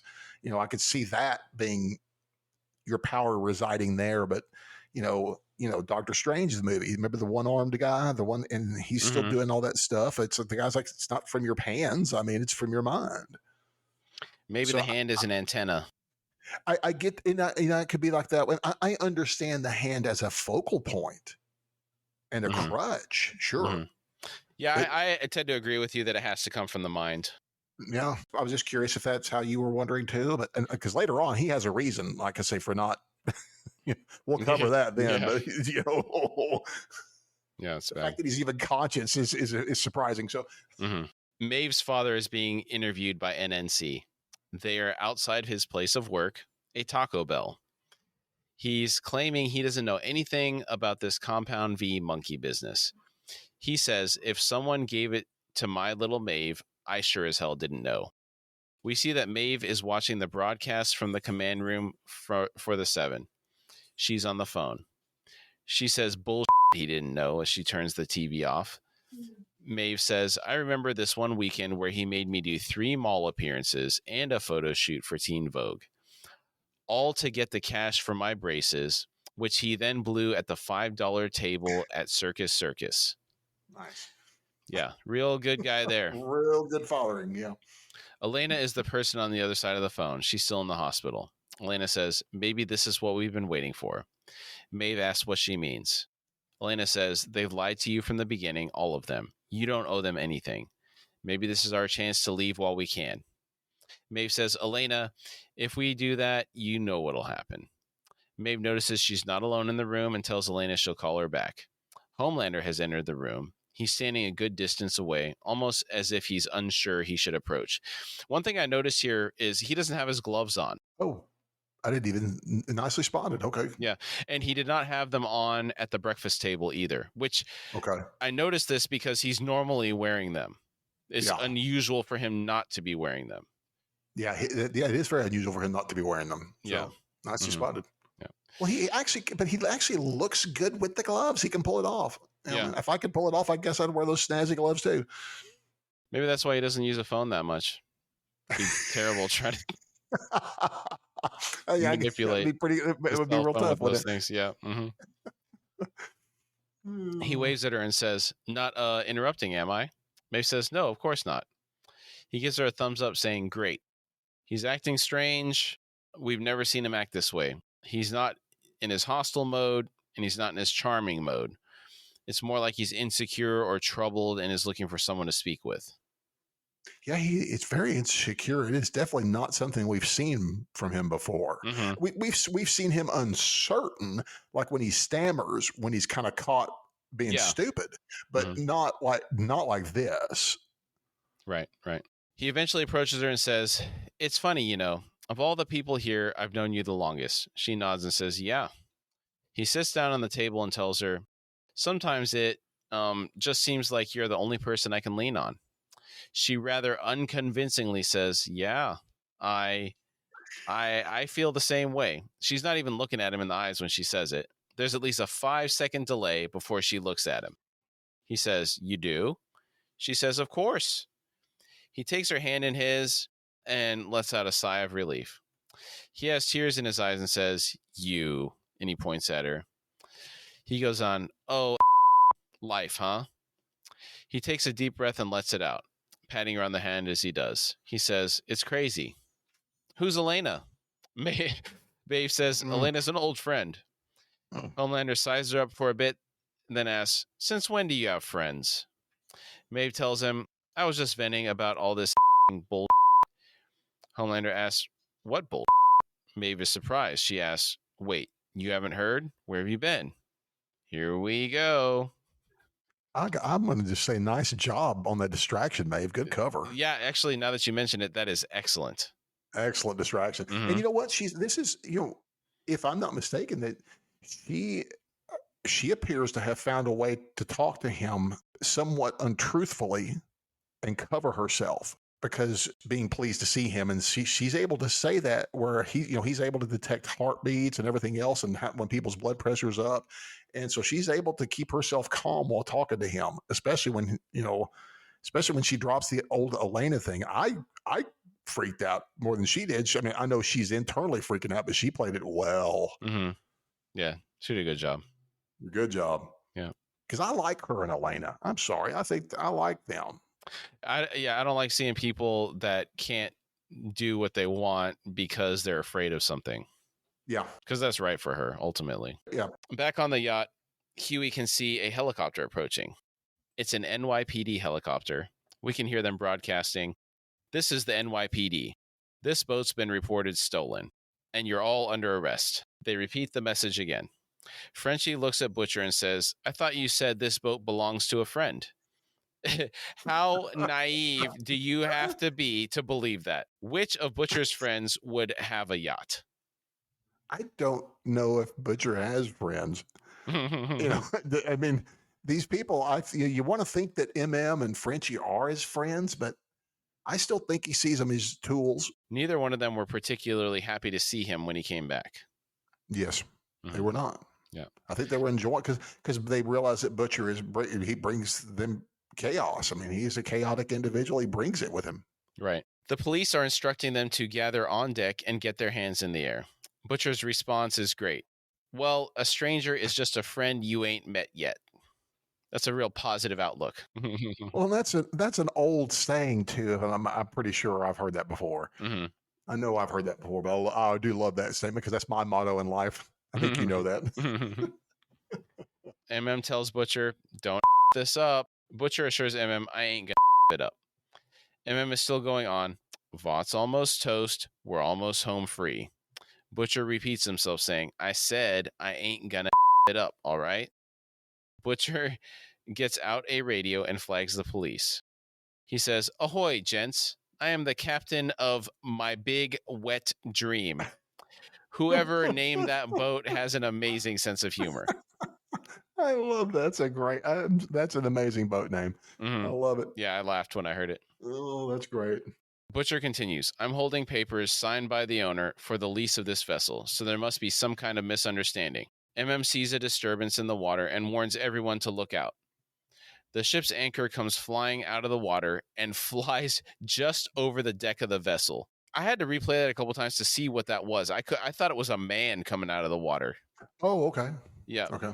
That's a great scene. It is. It's super intense, man, because you see the water disturbed, and then all of a sudden it just really flies by fast. They barely. I was gonna save this for later, but I'm gonna say it now too. It doesn't matter. Is that in the effects on this show? I think they sometimes look better than the MCU stuff looks. But their destruction and stuff is so much more. The carnage is more visceral in these shows. I feel like sometimes in the boys. The rubble in particular. Yes. The way when they smash through brick or cinder block walls. Yeah. It just seems more impactful than most other things I've seen. I know it. I almost feel it on a personal level when they smack into this stuff and punch through that stuff. And I don't feel that with some of the other superhero movies I've seen, that even though they look great, this has a definite, the way they look is so intense. Amazon just does a brilliant job on this stuff. Mm-hmm. Kamiko's brother comes out from below the deck. Butcher yells to get his hands. Kamiko grabs him from behind, attempting to hold both of his arms still. He gets one hand free and sends a telekinetic blast at the helicopter. The helicopter crumples and is sent spinning out of control. Huey watches this with his mouth hanging open. This must be another first for him. Yeah. Dude, it just moved from one traumatic event to another. And think about this, that Kamiko's brother's got to be strong too, because think of how strong Kamiko is. Mm-hmm. In that last episode, she opened that dude's head like a Pez dispenser. And oh, here we go again. So, I mean, that requires a lot of strength. You know. Oh man, it was. Oh my God. I had to get back on you, so I hope that helped. The good news is I don't eat Pez very often, so it's not as impactful as opening someone's head like a bag of chips. Scarred for life. Okay. Oh well. At least the bag of chips reference will keep us both off the salt, maybe. That's like I'm still with this losing weight thing. I'm pretty happy about it. So. Butcher yells, "Time to go!" He's trying to start the engines to the vessel.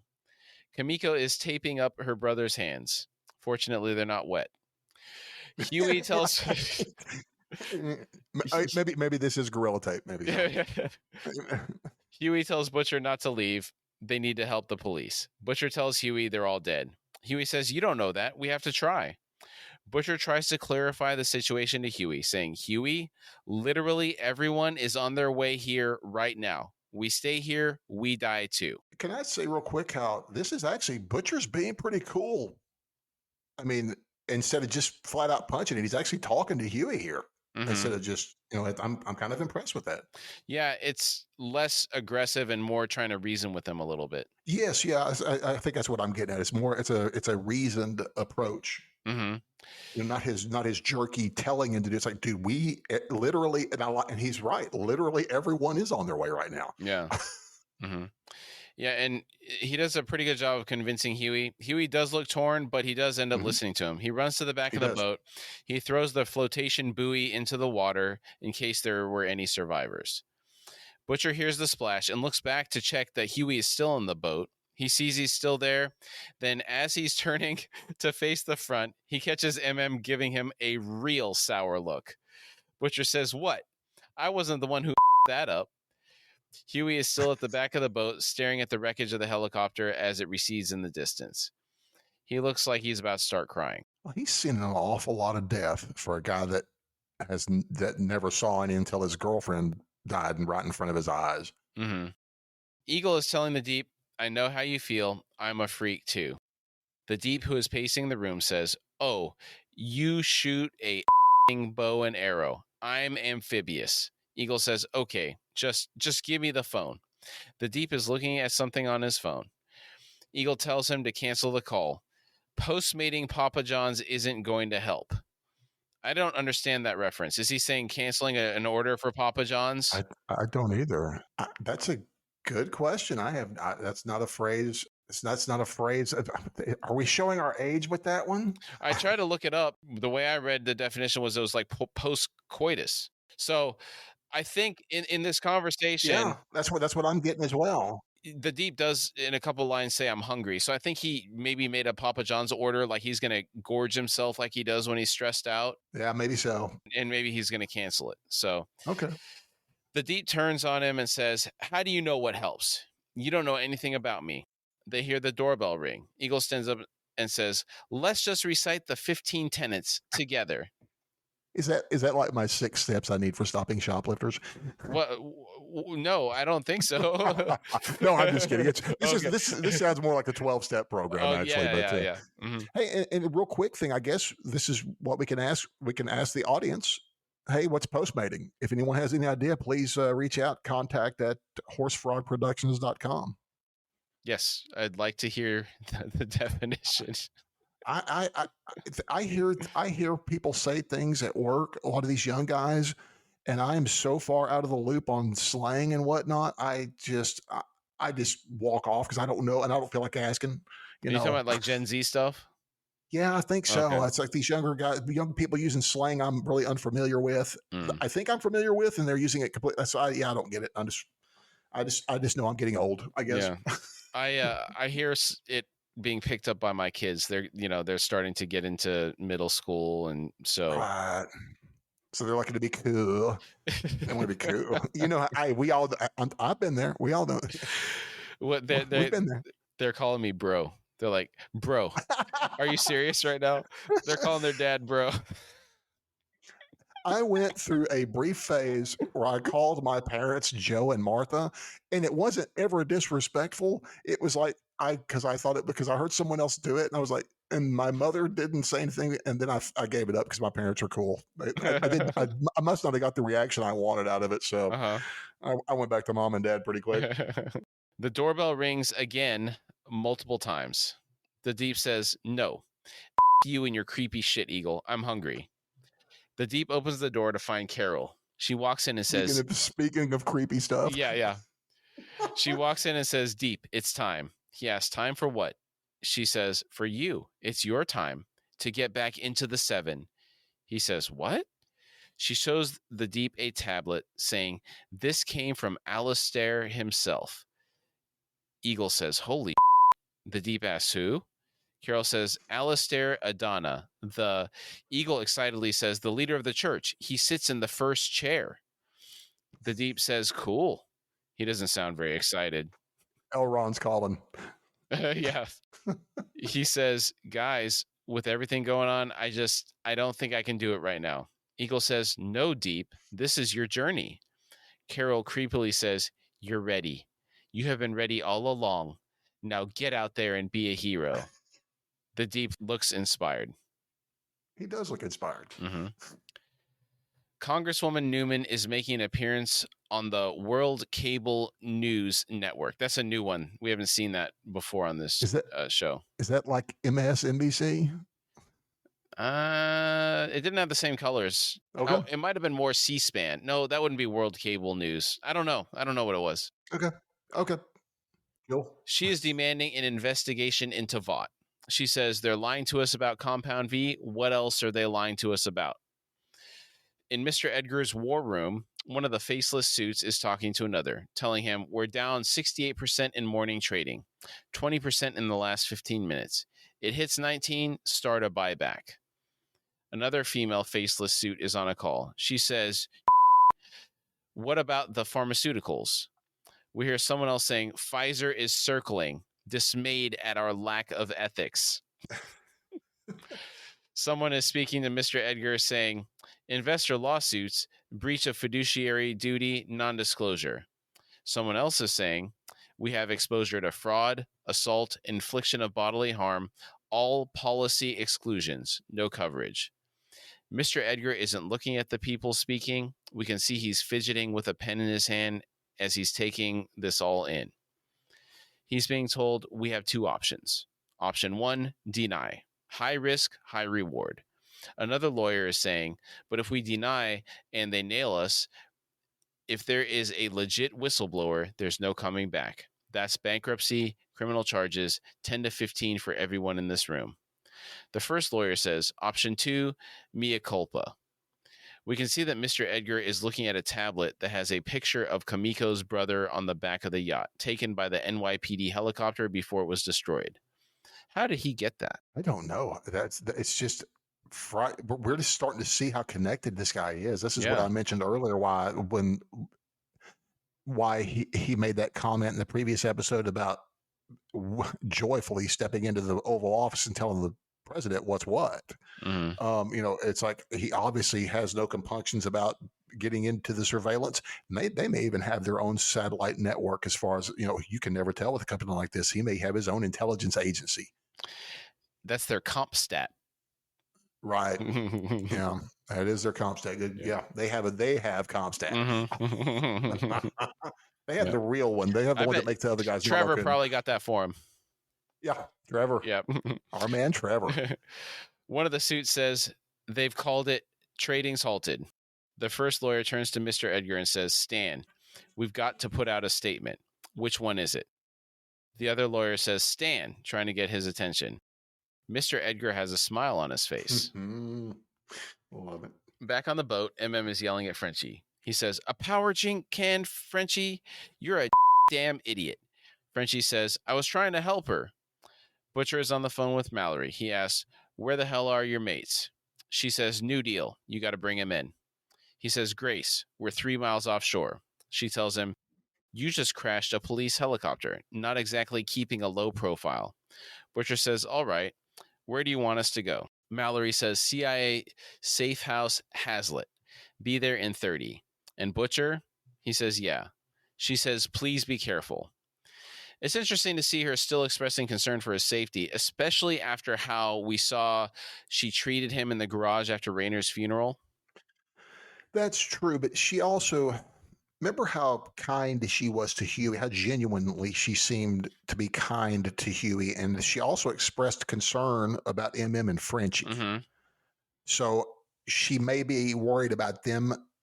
And so therefore she worries about Butcher as well. But and again, sometimes maybe he's breaking her out of her shell that she's been in. And maybe she's just getting started a little bit of that taste of that life again and kind of starting to come out of her self-inflicted sleep here. Yeah, good point. He tells her he will be careful, hangs up the phone. He then throws it down and says, me, in frustration. Huey calls Starlight and gets her voicemail again. He says, I was just wondering, have you ever seen the music video for that Billy Joel song, You're Only Human? There's this kid and he's climbing up a bridge and he's gonna kill himself. But then Billy Joel steps out with his harmonica and tells him to stop. You just have to wait for your second wind. And now I feel like I'm that kid and I'm going to drown. And he pauses for a long time, then continues. And thank God I found my second wind because it's you. He started to cry. He says, you're my second wind. Look, I know it's exciting, taking down Vought and being like James Bond and everything. But you've got to be careful because that stuff can go to really quick and you wind up hurting the people that you love, like the way that I hurt you. Anywho, that's all I wanted to say. Second wind. He quietly says to himself. He says into the phone, okay, thanks, bye. He hangs up. It's about time he kind of fessed up to her. Yeah. It is, and like I say, this is where I feel really bad for him because we see how bad he's been struggling. I'm glad to see that he seems to have found her as his second wind and his reason to go on living. But it didn't, until then, I didn't realize how close he was to the edge. You got to have more than another person to be your anchor point in life. Yeah. It Yeah, can't. you do. It's not healthy. Yeah, no, it's not. Yeah, you're correct on that. Yeah, because I mean, companionship's good, but It if is. that person something happens to them, or your Oh yeah, relationships change over time. You cannot base your existence on somebody else. that's right. Yeah, I You mean, have to be comfortable with who you are, and it's okay to be close with people.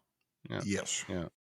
In the Vought Tower, Mr. Edgar is addressing the 7 in their command room. He says, I know I don't come up to 99 enough, and I apologize for that. But times like this tend to give us clarity, don't they? He has the tablet in his hand and is pointing to the picture of Kamiko's brother on the yacht. He continues, You and me are partners, after all, a symbiotic part of a larger thing, a living thing named Vought. As Mr. Edgar is speaking, we see Ashley is standing nervously and listening. Starlight looks like she's getting lectured and that she's in trouble. She glances over and sees A-Train staring at her, and it's a real hard stare. yeah, it is. Mr. Edgar goes on, and that's how we'll get through this together as Vought. A-Train chimes in, but sir, I got to say. He pauses and looks again at Starlight. She looks terrified. A-Train looks back to Mr. Edgar and says, We didn't know about this compound V. None of us. Mr. Edgar says, Is that so? Well, we're all victims here, A-Train, but we'll get to the bottom of it, I promise. I guarantee you Mr. Edgar knows A-Train was shooting it up. He knew Homelander was having it passed around the world after all.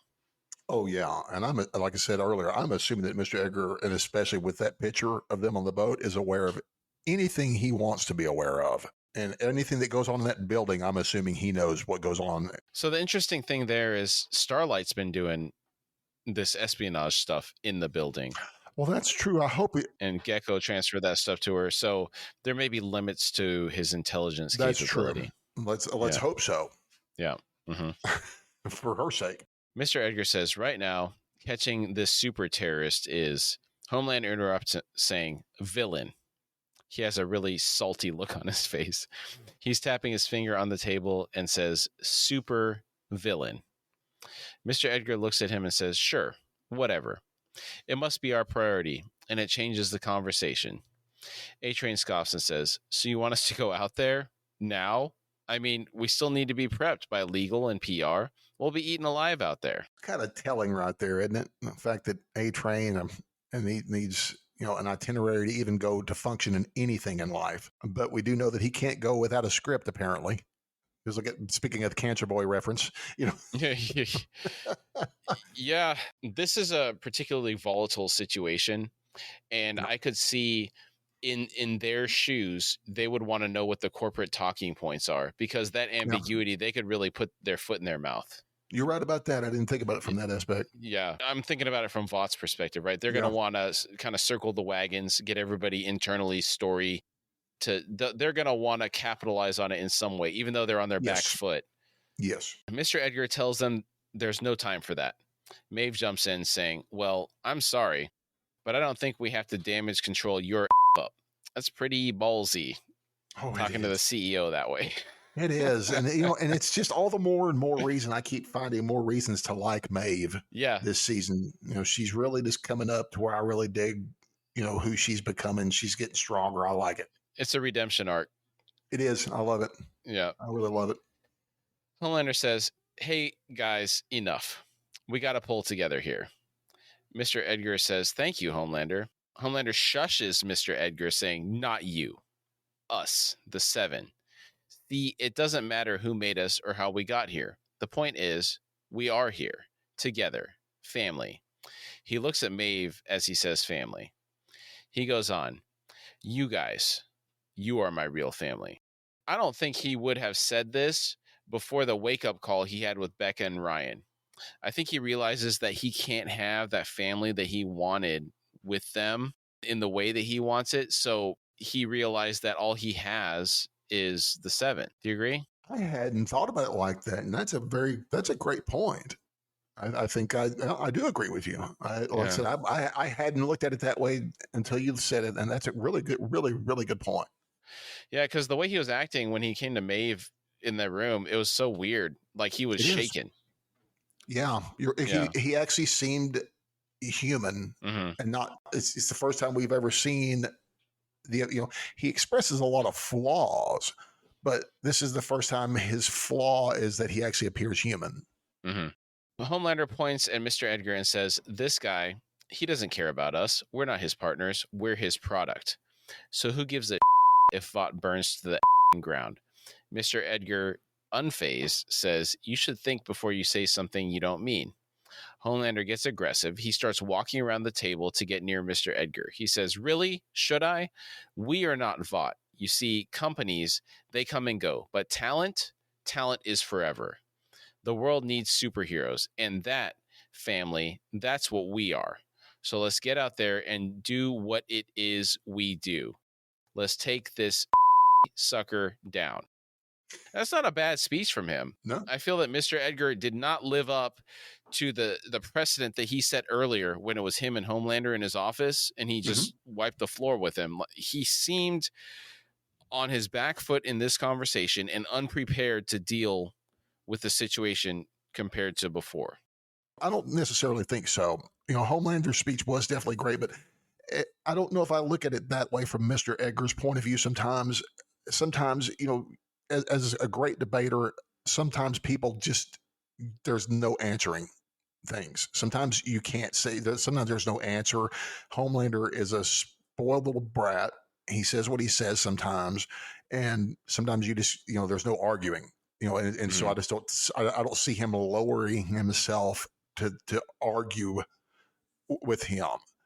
And I because I'm always impressed when he's in this, especially with this situation where Homelander is trying to be menacing to him, and Edgar is not intimidated still, even though he's got this this mountain crushing idiot man child throwing a fit in his face. He's still not scared.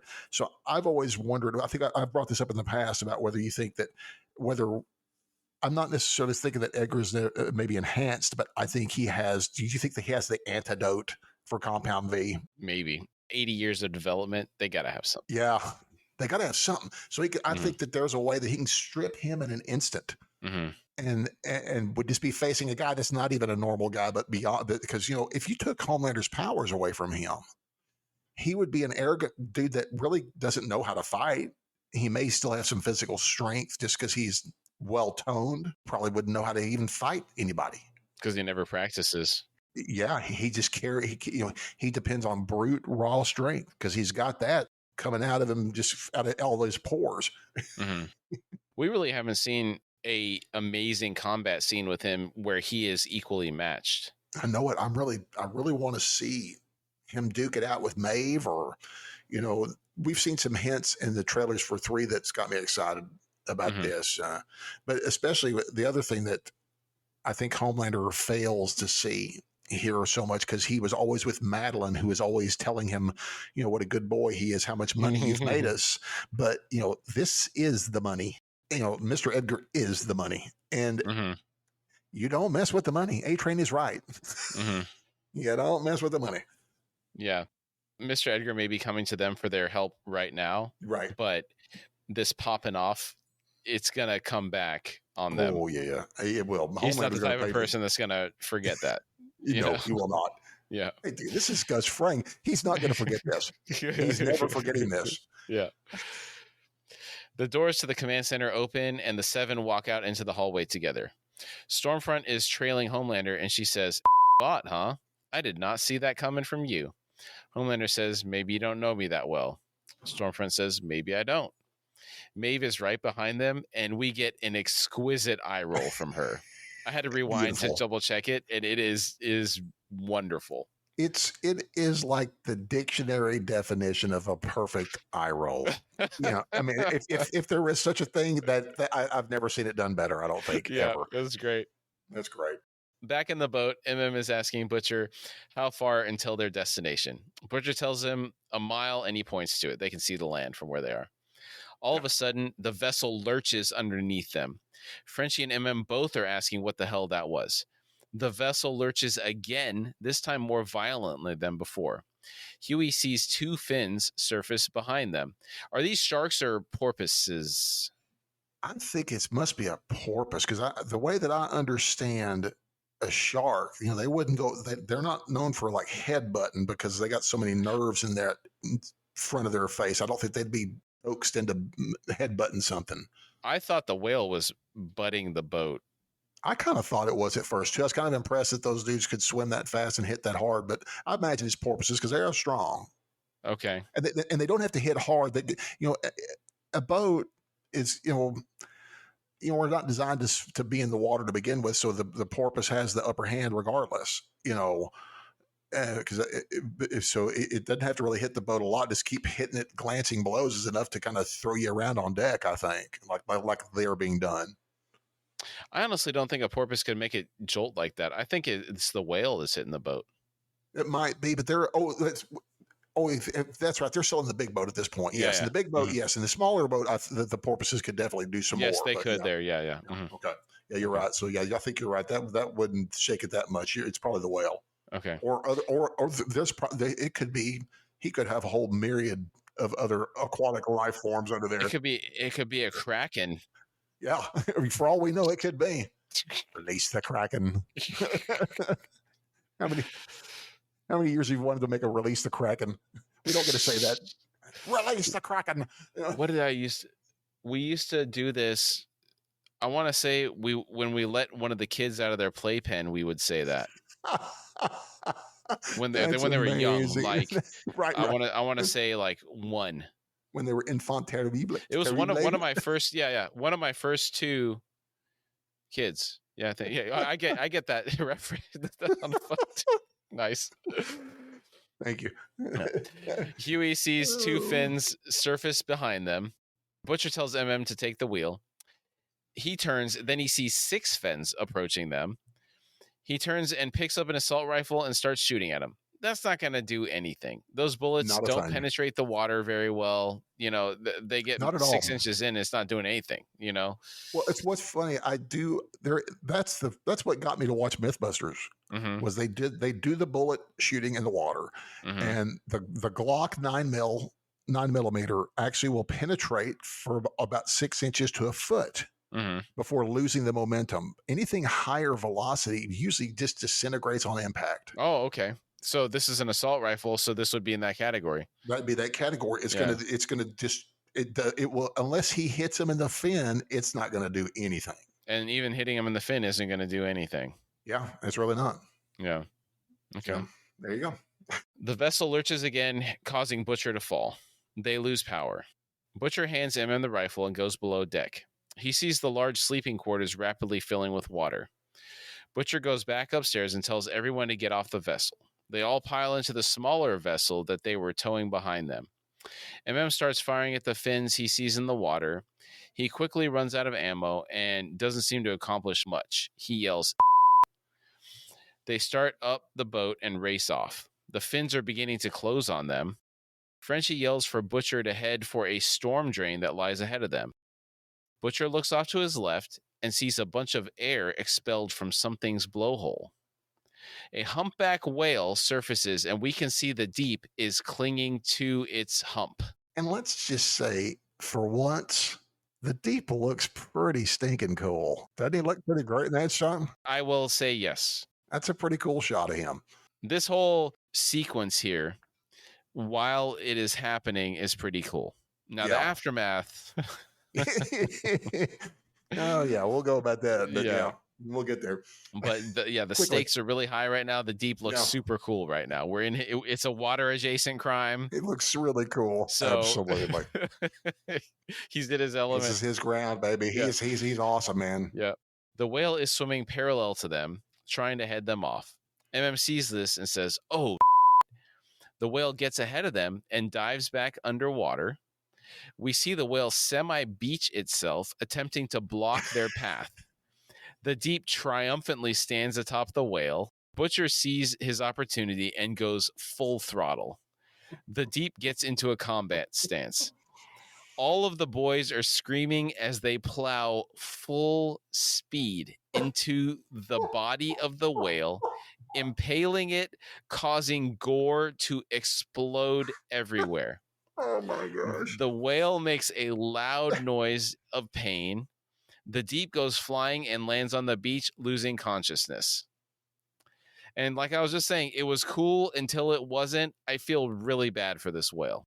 You too. And I agree completely. It was cool for until it wasn't. Yeah. But man, because he was pretty amazing for about 15 seconds there, but he looked great for that 15 seconds, man. Yeah. The way he's standing on top of that whale after it kind of beaches itself. He's in a combat guard stance, you know. What are you going to do, buddy? Yeah, exactly. He's magnificent looking. Magnificent looking.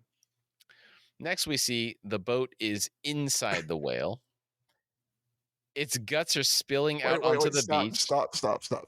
Say that one more time, because I've never heard that sentence in my life. So I just need to hear you say that again, please. Next, we see the boat is inside the whale. Its guts spilling out onto the beach. Oh my gosh, I'm sorry. Yeah. This whole scene, man. The whale is twitching. It's dying a slow death. It's making pitiful noises. Oh my gosh. Butcher climbs out of the inside of the whale, covered in gore. We hear all the terrible squelching noises as he's moving around. He says, diabolical. Now, I've been waiting for the diabolical comment all season. Is this the first time he says that this season? I think so. I think it is. Just, oh my goodness, that is so awesome and disgusting and hilarious all at once. I love it. Frenchie, Kamiko, and MM all find their way out. MM takes a rope of intestine from around his neck and throws it down. Butcher asks where Huey is. We see Huey is lying inside the body cavity of the whale. He's in shock. Butcher is yelling his name. He comes back inside and asks, "You all right? Come on, son, we gotta leg it. The Deep's here and the 7 won't be far behind." Huey says, you know what? You guys go ahead. I'm good. Butcher can't believe what he's hearing. He says, "Hey, what?" Huey clarifies, "Just gonna sit here and wait, if you don't mind." As they are talking, we hear so many squelching noises. There's fluid dripping everywhere. Butcher asks, "What the are you waiting for?" Huey sighs and says, "My second wind." Butcher puts his hand out and says, "All right, son, come on. Come on." To his credit, Butcher is trying here. He really is. He's trying really hard. He's trying very hard. Huey screams at him, "Get your hands off me."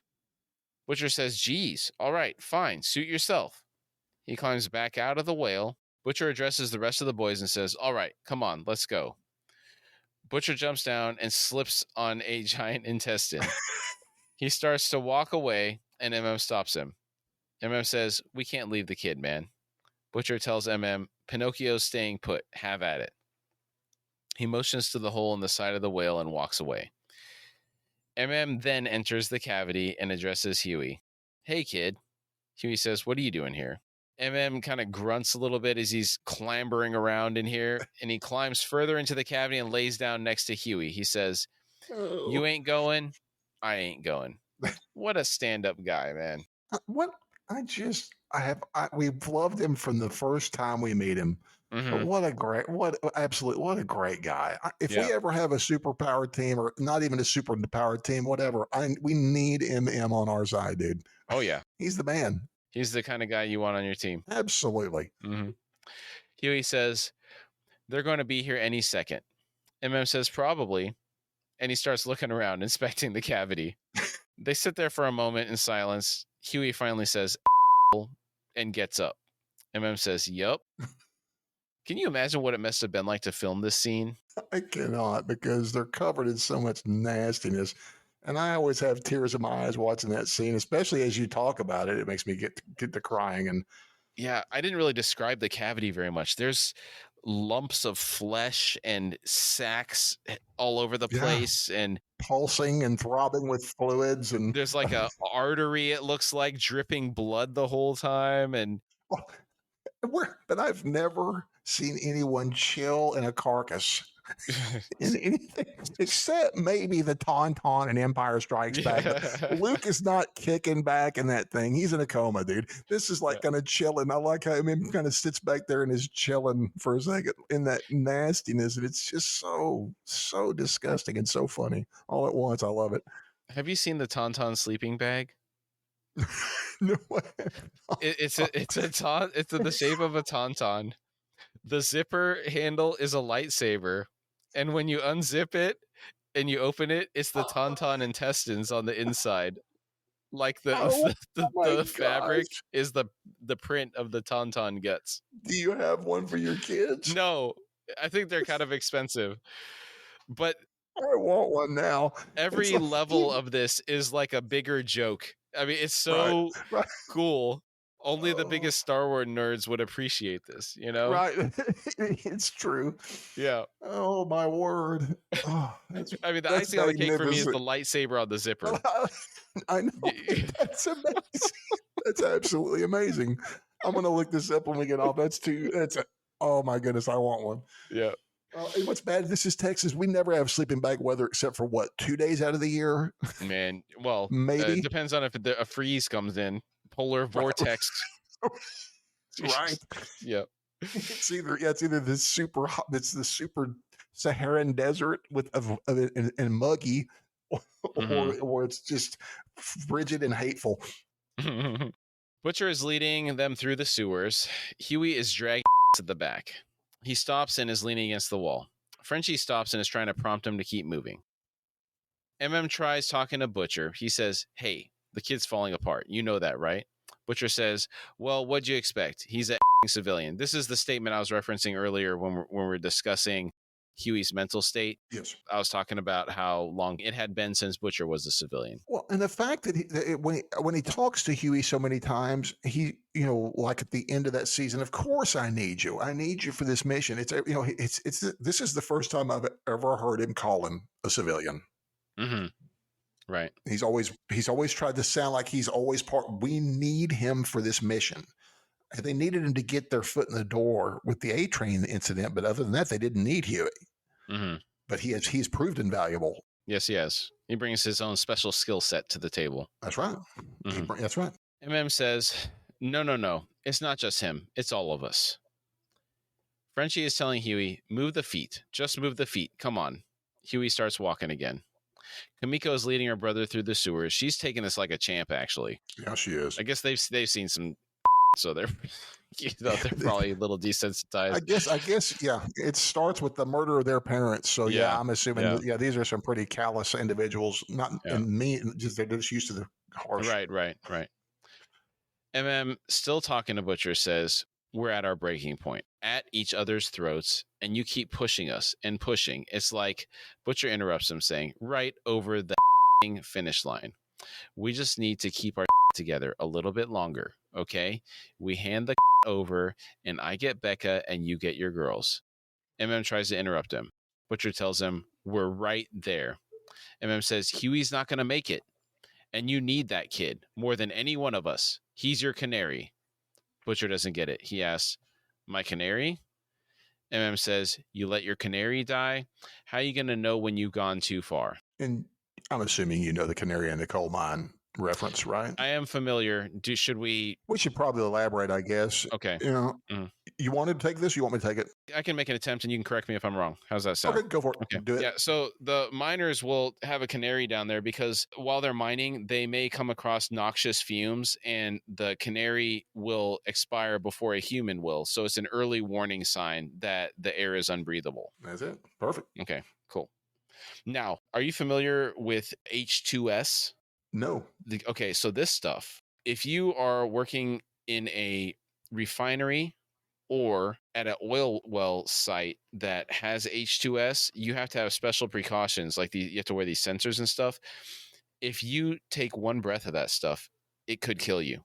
It's that bad. Word. It's that quick, and it'll knock you out instantly. And then if you're not out of there, you'll be done. It's that bad. Goodness, no, I hadn't heard about that. Yeah, luckily I never had to be on any rigs where they had that kind of stuff, but I've heard some people. One of the guys that I worked with had a friend who was at a site, and he did get exposed. He was in the hospital for like 3 months. Oh my goodness. Yeah. Wow. Pretty crazy stuff, man. That's some bad stuff. Yeah. Mm-hmm. Butcher rolls his eyes and says, "Oh, I mean, what a load of bollocks." The others are finally catching up to them. Butcher tells MM, "Hell, I tried, all right? The kid doesn't want a part of me, so him." He walks off. Outside, the Deep is pressed up against the side of the whale. He's sadly saying, "Lucy, I promised we'll harvest your blubber." I did not hear him say that initially about harvesting her blubber. Yeah. Oh my goodness. Thank you for catching that. Dude, what kind of promise is this? I mean, I'm sorry. It's like I'm not trying to not live up to the excruciating details. I just didn't hear the phrase. That's I know. I mean, what is this promise he's making this dead carcass of a whale? How does this make her feel any better? How does this rest her soul? You're gonna be, you're gonna burn bright with the lamp oil we're gonna make with your blubber. It obviously means something to whales. Apparently, oh man, to not have their blubber wasted. Mm. The rest of the 7 walk up. Homelander says, "The Deep is sniffling." Homelander addresses the Deep, asking what happened. The Deep greets him, saying, "They killed her. Killed her, man." Homelander says, "What?" The Deep walks up and gives him a hug. He says, "I was just trying to help out. You know, I got some intel on the boat. I tried to cut them off, and then they just ran right into her. I'm so sorry. I was just like gonna try to stop them." He just keeps going on and on. I think there's a couple more sentences where he's like, "I tried to stop them, and they just ran into her," and blah, blah, blah. Starlight and Stormfront look disturbed by the scene. Black Noir looks at A-Train, and he puts his hand over his heart. What do you think he's signaling there? I think he's feeling sympathy for the dead animal. Okay. Homelander tries to comfort the Deep, saying, "Okay, hey. So you're saying there's people with the terrorist?" He didn't call him a supervillain. No, he did not. I did not. I didn't catch that. I didn't even. I heard it, but I didn't think about it. Yeah, slip up. Especially as much fuss as he's been raising over the supervillain for what's this since the what was that the focus group we saw? The focus group, yeah. But I mean, in particular, this episode, he chastised Mr. Edgar for not saying supervillain, so that's why it stuck out to me. Homelander says, "Look at me. You're saying they're not alone?" The Deep says, "I think so." Homelander says, "All right. Did you get a good look at them?" Or the Deep tells him, "Not really. I was too busy worrying about Lucy." Homelander says, "Oh, right, Lucy." And this is why the Deep is unreliable. He gets distracted. Yes. Yeah. I was going to make a comment about him later, but I'll bring it up now. It's just the fact is other people in other comic universes with these same powers could shut down trade on a world scale because of the oceans, and were far more menacing with these same powers. The Deep, the fact that he breaks down and he basically is weeping over the fallen comrade in the time when he could have actually done something to stop. When he melts down. He thinks when it doesn't go his way, he freaks out, stops, and just stops. How did this guy get in the 7 to begin with? Yeah. Back to my comment on meritocracy. This is exactly what I'm talking about. He's unreliable, man. Absolutely. And a liability. Oh, yeah. Yeah. Big time. The Deep says, "But I think they went off in the storm drains. Can't be too far." Starlight aggressively approaches the Deep and says, "Who invited you exactly?" She's not having it. No. Homelander turns around and sees them talking. Under his breath, he says, "Oh, God." The Deep says, "Starlight, listen, what I did was unforgivable. I'm going to do everything in my power to renew my light." Kind of a non-apology, if you ask me. Yeah. It's a non-apology. You're right. Yeah. Starlight is frowning. The Deep continues, "Not just for you, but for all the female people that I've offended." Stormfront repeats, "Renew your light? Did you just join the Church of the Collective?" The Deep says, "Maybe." She tells him, "You're an idiot." He says, "Easy on the religious persecution, okay, new girl?" Starlight, "Maybe one day you can welcome me back into the 7, but I know my road is long and hard." She asks, "Are you serious? There is no way you're coming back." The Deep deflates a bit and says, "There's no need for language." I love that the Deep is trying, for the lack of a better phrase, to get deeper. What was his autobiography called? It was deeper. It It was was deeper. deeper. Yeah. It was deeper. So Yeah. this is like a So, triple yeah. Oh, thank you. reference. Triple entendre. Yeah. Thank you. Homelander says, "All right, enough. We do not have time for this." Stormfront grabs his hand. She then turns to Starlight and says, "Look, I am with you, sister. But first we have to get the terrorist, okay?" Starlight nods. Stormfront looks at Homelander, giving him approval to proceed. He tells everyone, "All right, everyone to the tunnels." The Deep says, "Yeah, everyone to the tunnels." Like he's number 2 or something. Homelander corrects him, saying, "Not you." Then addressing everyone else, he says, "Anyone else gets eyeballs on the target, he's mine. Understood?" Everyone walks off into the tunnels. The Deep tells them to go get him. He taps Noir on the shoulder as he passes. Homelander tells the Deep, "All right, you need to hang back a bit, okay?" The Deep says, "Okay." Homelander says, "Still got some work to do with the ladies, but it's going to be okay. You'll be back in no time." The Deep asks, "Really?" Homelander tells him, "Sure. One other thing. You ripped your vest." The Deep asks, "What?" Homelander says, "Your gill is showing. Cover it up. It's disgusting." The Deep is left stunned as Homelander walks off. This is planting the seed of what you predicted, where the Deep goes rogue. Yeah, because he, like I said, what I was just saying about other sea monarchs, kings of the sea, like Aquaman or Prince Namor from the Marvel universe, is these guys can shut down the seas. I mean, and we still depend on the seas for travel and a lot of other things. Trade. Yeah, for trade in general, he could shut it down. Mm-hmm.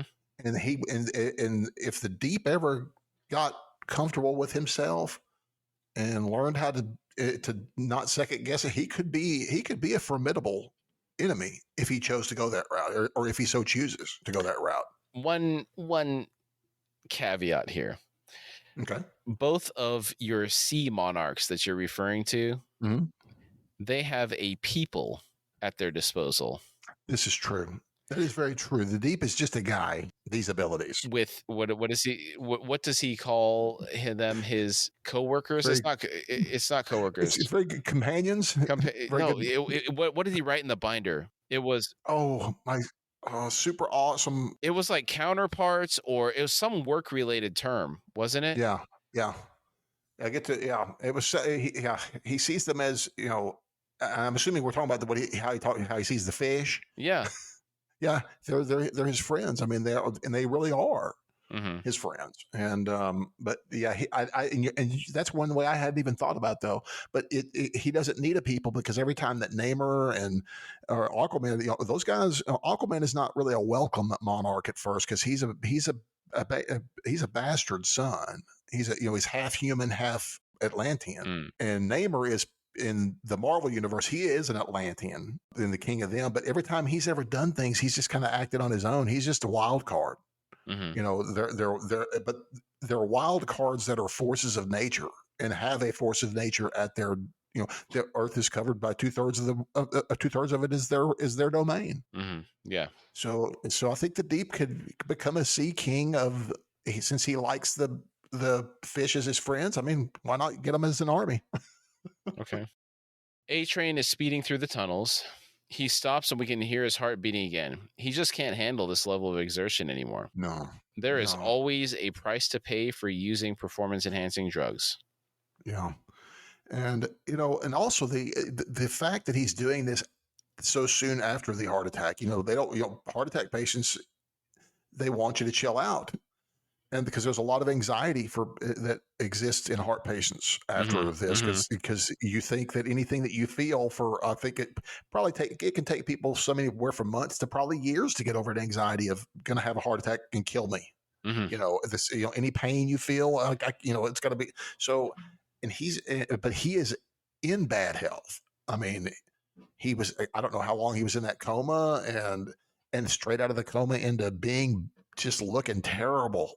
and Yeah. but it's partying. And then going out to clubs all night. Yeah. Yeah. Yeah. So he's just not, yeah. If he don't keep it up, he's going to be dead. Yeah. He's pushing it. Yeah, he is. He tries to continue after catching his breath, and he has to stop again. Homelander walks up and asks, "You okay?" A-Train says, "Yep. I just need a little rehab. I'll be fine." Homelander says, "Yeah, I know you will, A-Train." A-Train chuckles. Back to the boys. They're making their way through the tunnels. Huey is at the rear. He looks behind and sees a shadow of someone following them. This gets him in gear. He starts to move quickly and gets to a corner and hides behind it. He peeks around the corner to see Starlight. Her eyes are glowing. Huey comes out from around the corner and smiles, saying, "You got my message." He takes a step towards her and says, "Annie, I..." She blasts him with her powers. He's knocked back pretty far. I'd say it's probably about 20 feet. Yeah. She starts walking to where he is laying on the ground and looks to a dark section of the sewer. Homelander walks out of the darkness with his hands behind his back. Dude, this guy's all over the place, man. He's all over these tunnels. He is. Yep. He is. He walks up and recognizes Huey. He says, "Oh, come on. You got to be kidding me." He didn't know it was this crew until just now. Yeah.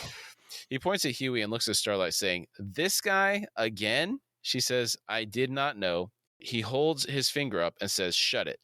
What do you got, rocks in your head?" He walks over to her and says, "Come here." He walks her over to Huey and says, "All right, I'd like you to do something for me, okay?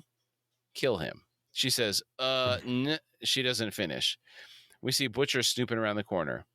Starlight stammering. She can't find the words. Finally, she says, "He's wanted. Shouldn't we take him to the police?" Homelander says, "Yes, he is. Yes, we should. Kill him right now." She still won't do it. Homelander says, "Chicks, right, Huey? Oh, for sakes.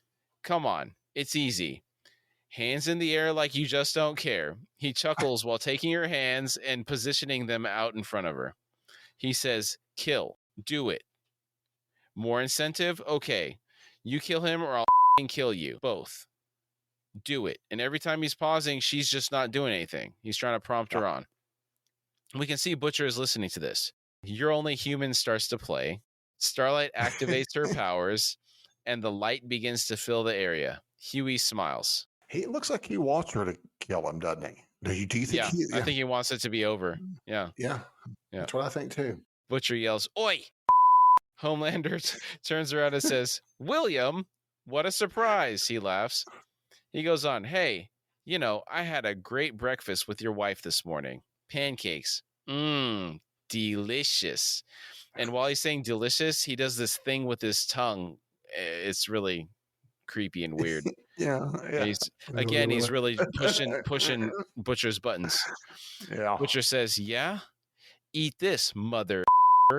Kamiko's brother comes around the corner, and his hands are unrestrained. He crumbles the floor underneath Homelander. Homelander begins to levitate. The ceiling splits open, and a semi-truck trailer falls from above and buries Homelander with it. He turns and looks at Kamiko. She signs, "Please don't." He levitates a piece of rubble and quickly jumps up out of the hole in the ceiling. She chases after him. Butcher says to Huey, "Come on, Huey," before that gets out. He holds his hand out to Huey and says, "Come on." Huey reaches out and takes it. What a bro moment. Right? Warms the heart. Yes, it does. The band is back together again. Yeah. Mm-hmm. I love it. Nothing like a little shared trauma, as we pointed out in the previous episode. Yeah. We didn't, but they have. Yeah. Kamiko is chasing her brother down the street. She catches him and grabs his arm. Again, she signs, "Please, please, I love you." He says, "I love you too." We hear Stormfront yell, "Hey, guys." She shocks both of them, lifting them off the ground. We see a shot of some people in an apartment watching TV. In the background, we see Stormfront attacking Kamiko and her brother. She launches them through the wall of the apartment, causing a spectacular explosion of rubble. And we mentioned this earlier. This show does such a good job with the rubble. So there was when Kamiko's brother, I think it was episode 2, where he levitates her and throws her through that brick wall. Yes. Similar scenario. It was just the noise, the effects. It just looks so good. and it's so Oh, it impactful. does. And like you say, I don't know what and you point out the rubble, and Hmm. for some reason, I'm like you. For I don't know why that sells the destruction better because sometimes you'll see things happen in the movie and we don't see like aftermath. You see it happen and some aftermath, Right. and to see it like that is like and I think they do that on purpose so you'll feel it in like a gut punch and be like, dude, this is not good. Yeah. You know, it's not good. Hmm. There are some kids in this apartment. There are a couple of teenagers. They're screaming. Stormfront comes through the hole in the wall. She sees the family looking at her in fear. She backhands Kamiko and attacks her brother with electricity, launching him through the wall of the apartment into the hallway, again causing a huge amount of damage. The dad tries to get between Stormfront and his kids to protect them. She attacks him with electricity, slamming him into his refrigerator, killing him. It leaves like a really bad bloody mark on the Yeah. corner of the refrigerator. His daughter starts screaming. The son is in shock. Stormfront is about to walk through the hole in the wall. She hears the kids asking if the dad is okay. She turns and her eyes light up. Out in the hall, Kamiko's brother is lying on the floor. He hears Stormfront kill the kids in the apartment. Thankfully, they don't show it because that was pretty bad. I don't want to see it either because that was rough. Stormfront jumps through the hole in the wall and begins walking towards Kamiko's brother. He begins to crawl away from her. She's doing a slow walk up to him, appearing to relish prolonging the kill. Her eyes light up as she is about to attack. Kamiko comes up from behind her and slams her into one wall, then another, finally throwing her back down the hall into the rubble. She lands hard amidst all these cinder blocks. Kamiko and her brother are running up the stairs. They pass someone. Stormfront gets up and starts chasing them. Stormfront comes up to the man that they passed in the stairwell. The camera goes outside, and we see the man fly out the third-story window, falling to his death. The camera continues to stay outside. It pans up. The next floor up, we see a huge explosion rocking the building.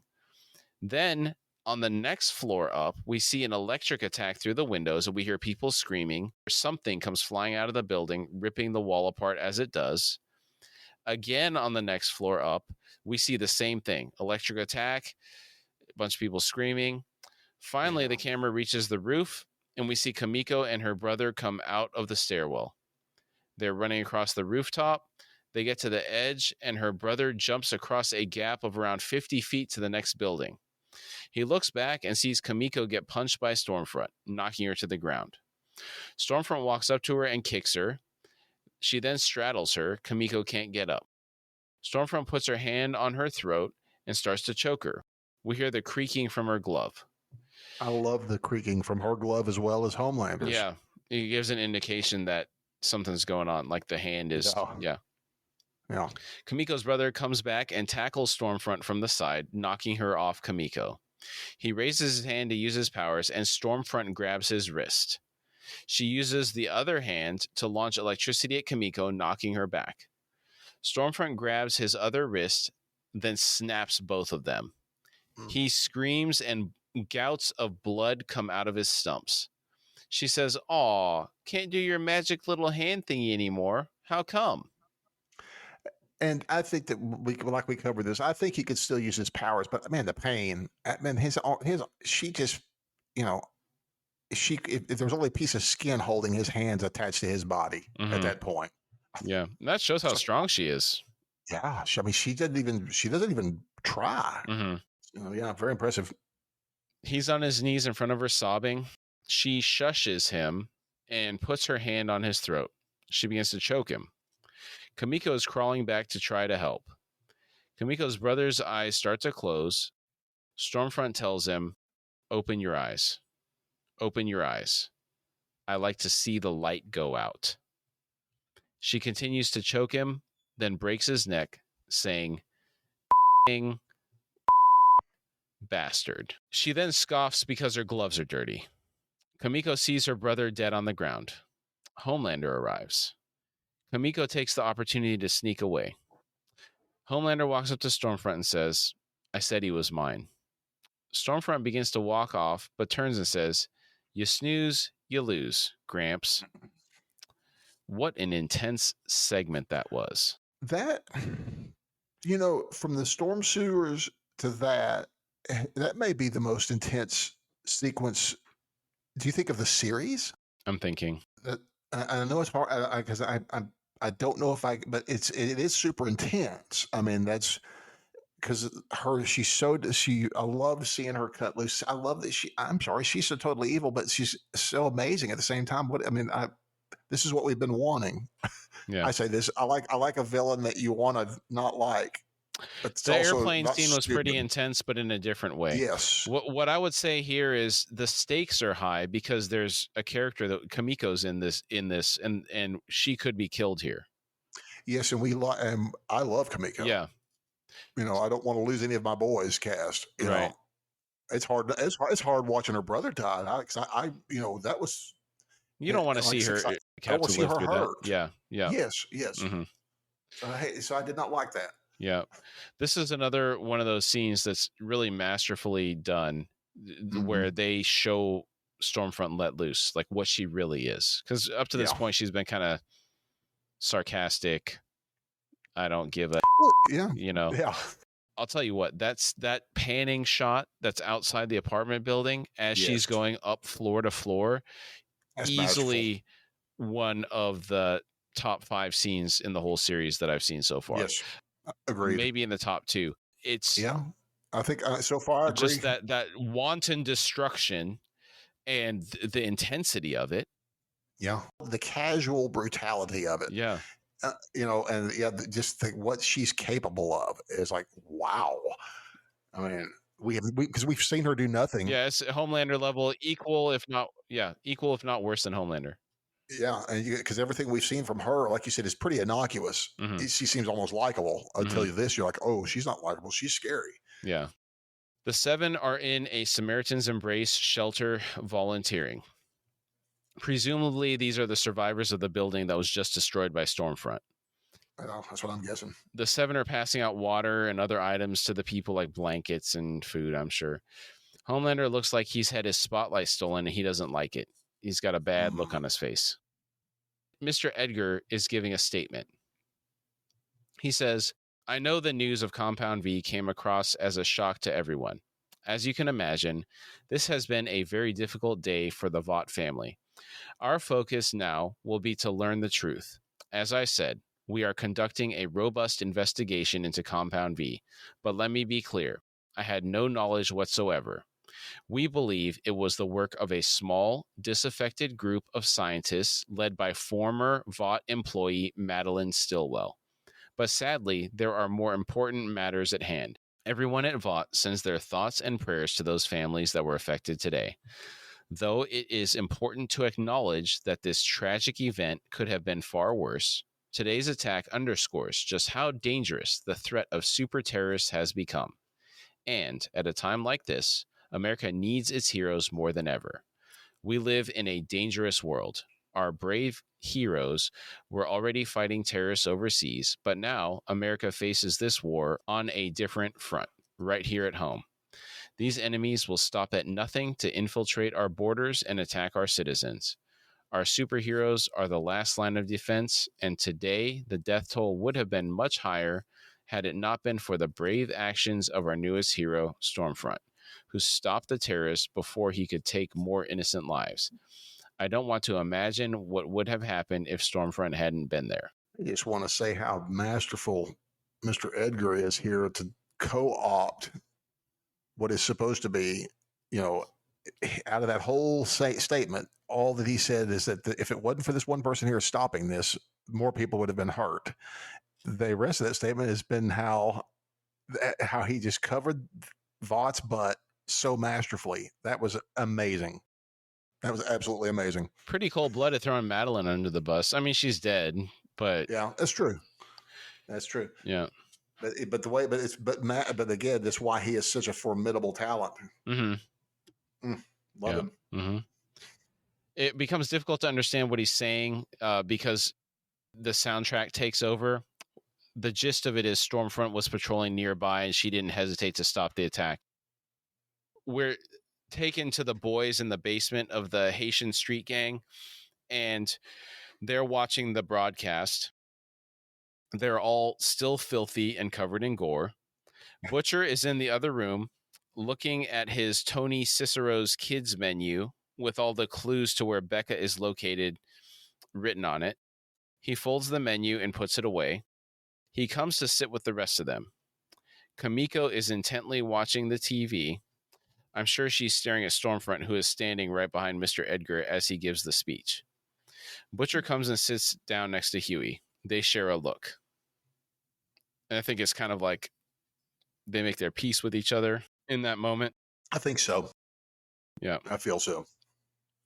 We can make out what Mr. Edgar is saying again. Ladies and gentlemen, Stormfront. The crowd cheers for her as she comes up to the microphone. She says, "Thank you. But we all know who the real heroes of this group are, right? The people you see behind you, the people who are struggling every day. So let's give them all a hand." Wow, she just out Homelander. I love it. Yeah. She turns around to clap, and Homelander is behind her, and they're staring at each other. Yeah, and he does not like this at all. Oh, not at all. I love it. I love it. The camera zooms in on Kamiko as Stormfront is talking. This is another vendetta that is forming now. Yes. Homelander, we see a long shot of him looking upset. He doesn't like his spotlight being stolen. His face is twitching as he watches in the back. Stormfront's meeting his gaze, and as she's clapping, the way she's clapping, the cadence of it, it's like she's emphasizing the fact that it's fake to him, and then she turns around, and then she's all smiles. So she's got a charm switch too. She turns the charm switch on. Oh yeah, and love it. We are treated to. The scene gives me chills. Yeah, that's a great scene. The music comes up. She's standing there. She's getting applause. And the camera switches to Kamiko. Her face is filling the screen, and it's like slowly zooming in on her. And you got the music in the background, and you just, to your point about her acting, you can see what's going on mentally. Yes. Yes. She's amazing. Yeah. She's absolutely, how she does that with no vocal, it just blows me away. And that is how we're taken out of the episode. Nice. Great episode. It was. Really great episode. What are your standout moments? I love seeing the Deep being awesome, even if it's only for 15 seconds. I thought that was pretty cool. Mm-hmm. I'll give you that he was cool while it looked cool. right. Yeah, and I will say it's like yes, and I agree. But and I also love seeing Butcher stepping up for Huey in the storm drain. Yeah, it was cool that he let Kamiko's brother loose to help out with that. Yeah. And again, the stuff with Stormfront, killing that stuff, killing those families and all that was tough to watch. But still, as we talk about, so amazingly filmed. I mean, it's so impactful. I mean, I don't know why I can't say that. As much as I love the MCU very much, I'm a huge fan. But this feels so much more impactful. The damage means more. Mm-hmm. It's not glossy. It's it's real. Mm-hmm. It's kind of I think it's part of what is it. Is it possible that it's because it's grounded in? I mean, a lot of the MCU movies take place in the real world. Don't get me wrong, but a lot of them are also kind of cosmic in nature. So you're in a fantastical environment to begin with. I think it's a big chunk of it that and Marvel even themselves had what they call, that's what that stuff on Netflix was. That was their street level. So the boys are street level. Luke Cage and Daredevil. Yes. Yeah. Okay. Yeah. Yes, they're the guys that they're down there while these people are defending the planet. These people are defending the city. Mm-hmm. So yeah, I think it has that kind of. So I think that's why it feels so much more impactful, because it impacts our lives. But not like the cosmic thing. And Kamiko's brother dying was tough. Oh yeah, that was real tough. And because, but and I'm not going to say anything else because we've already covered all the rest of what I said here about what we think of as superpowers coming from the mind. But yeah, I mean, there was a lot of stuff in this episode, but I think that was. Toward the end, as it just really got that conclusion, was just an amazing conclusion. Amazing. For me, the two scenes were the panning shot as Stormlight is going up each floor and destroying that Yes. building. That was one of those Yeah. iconic shots. And that Great. last seconds of the episode, man, like if you cannot tell me that didn't give you chills. Like I would challenge Oh, yeah. anybody to, and if they didn't get it, I would question if they're human. Right. Thank you. I agree with that. Absolutely great. I loved Cool, it. man. You got any final thoughts? Good episode. Good episode. Yeah, you did really great today, man. It was really enjoyable. Thank you. I really enjoyed it too, man. Great Yeah. job. Thanks. Now you get to work on drawing that Venn diagram.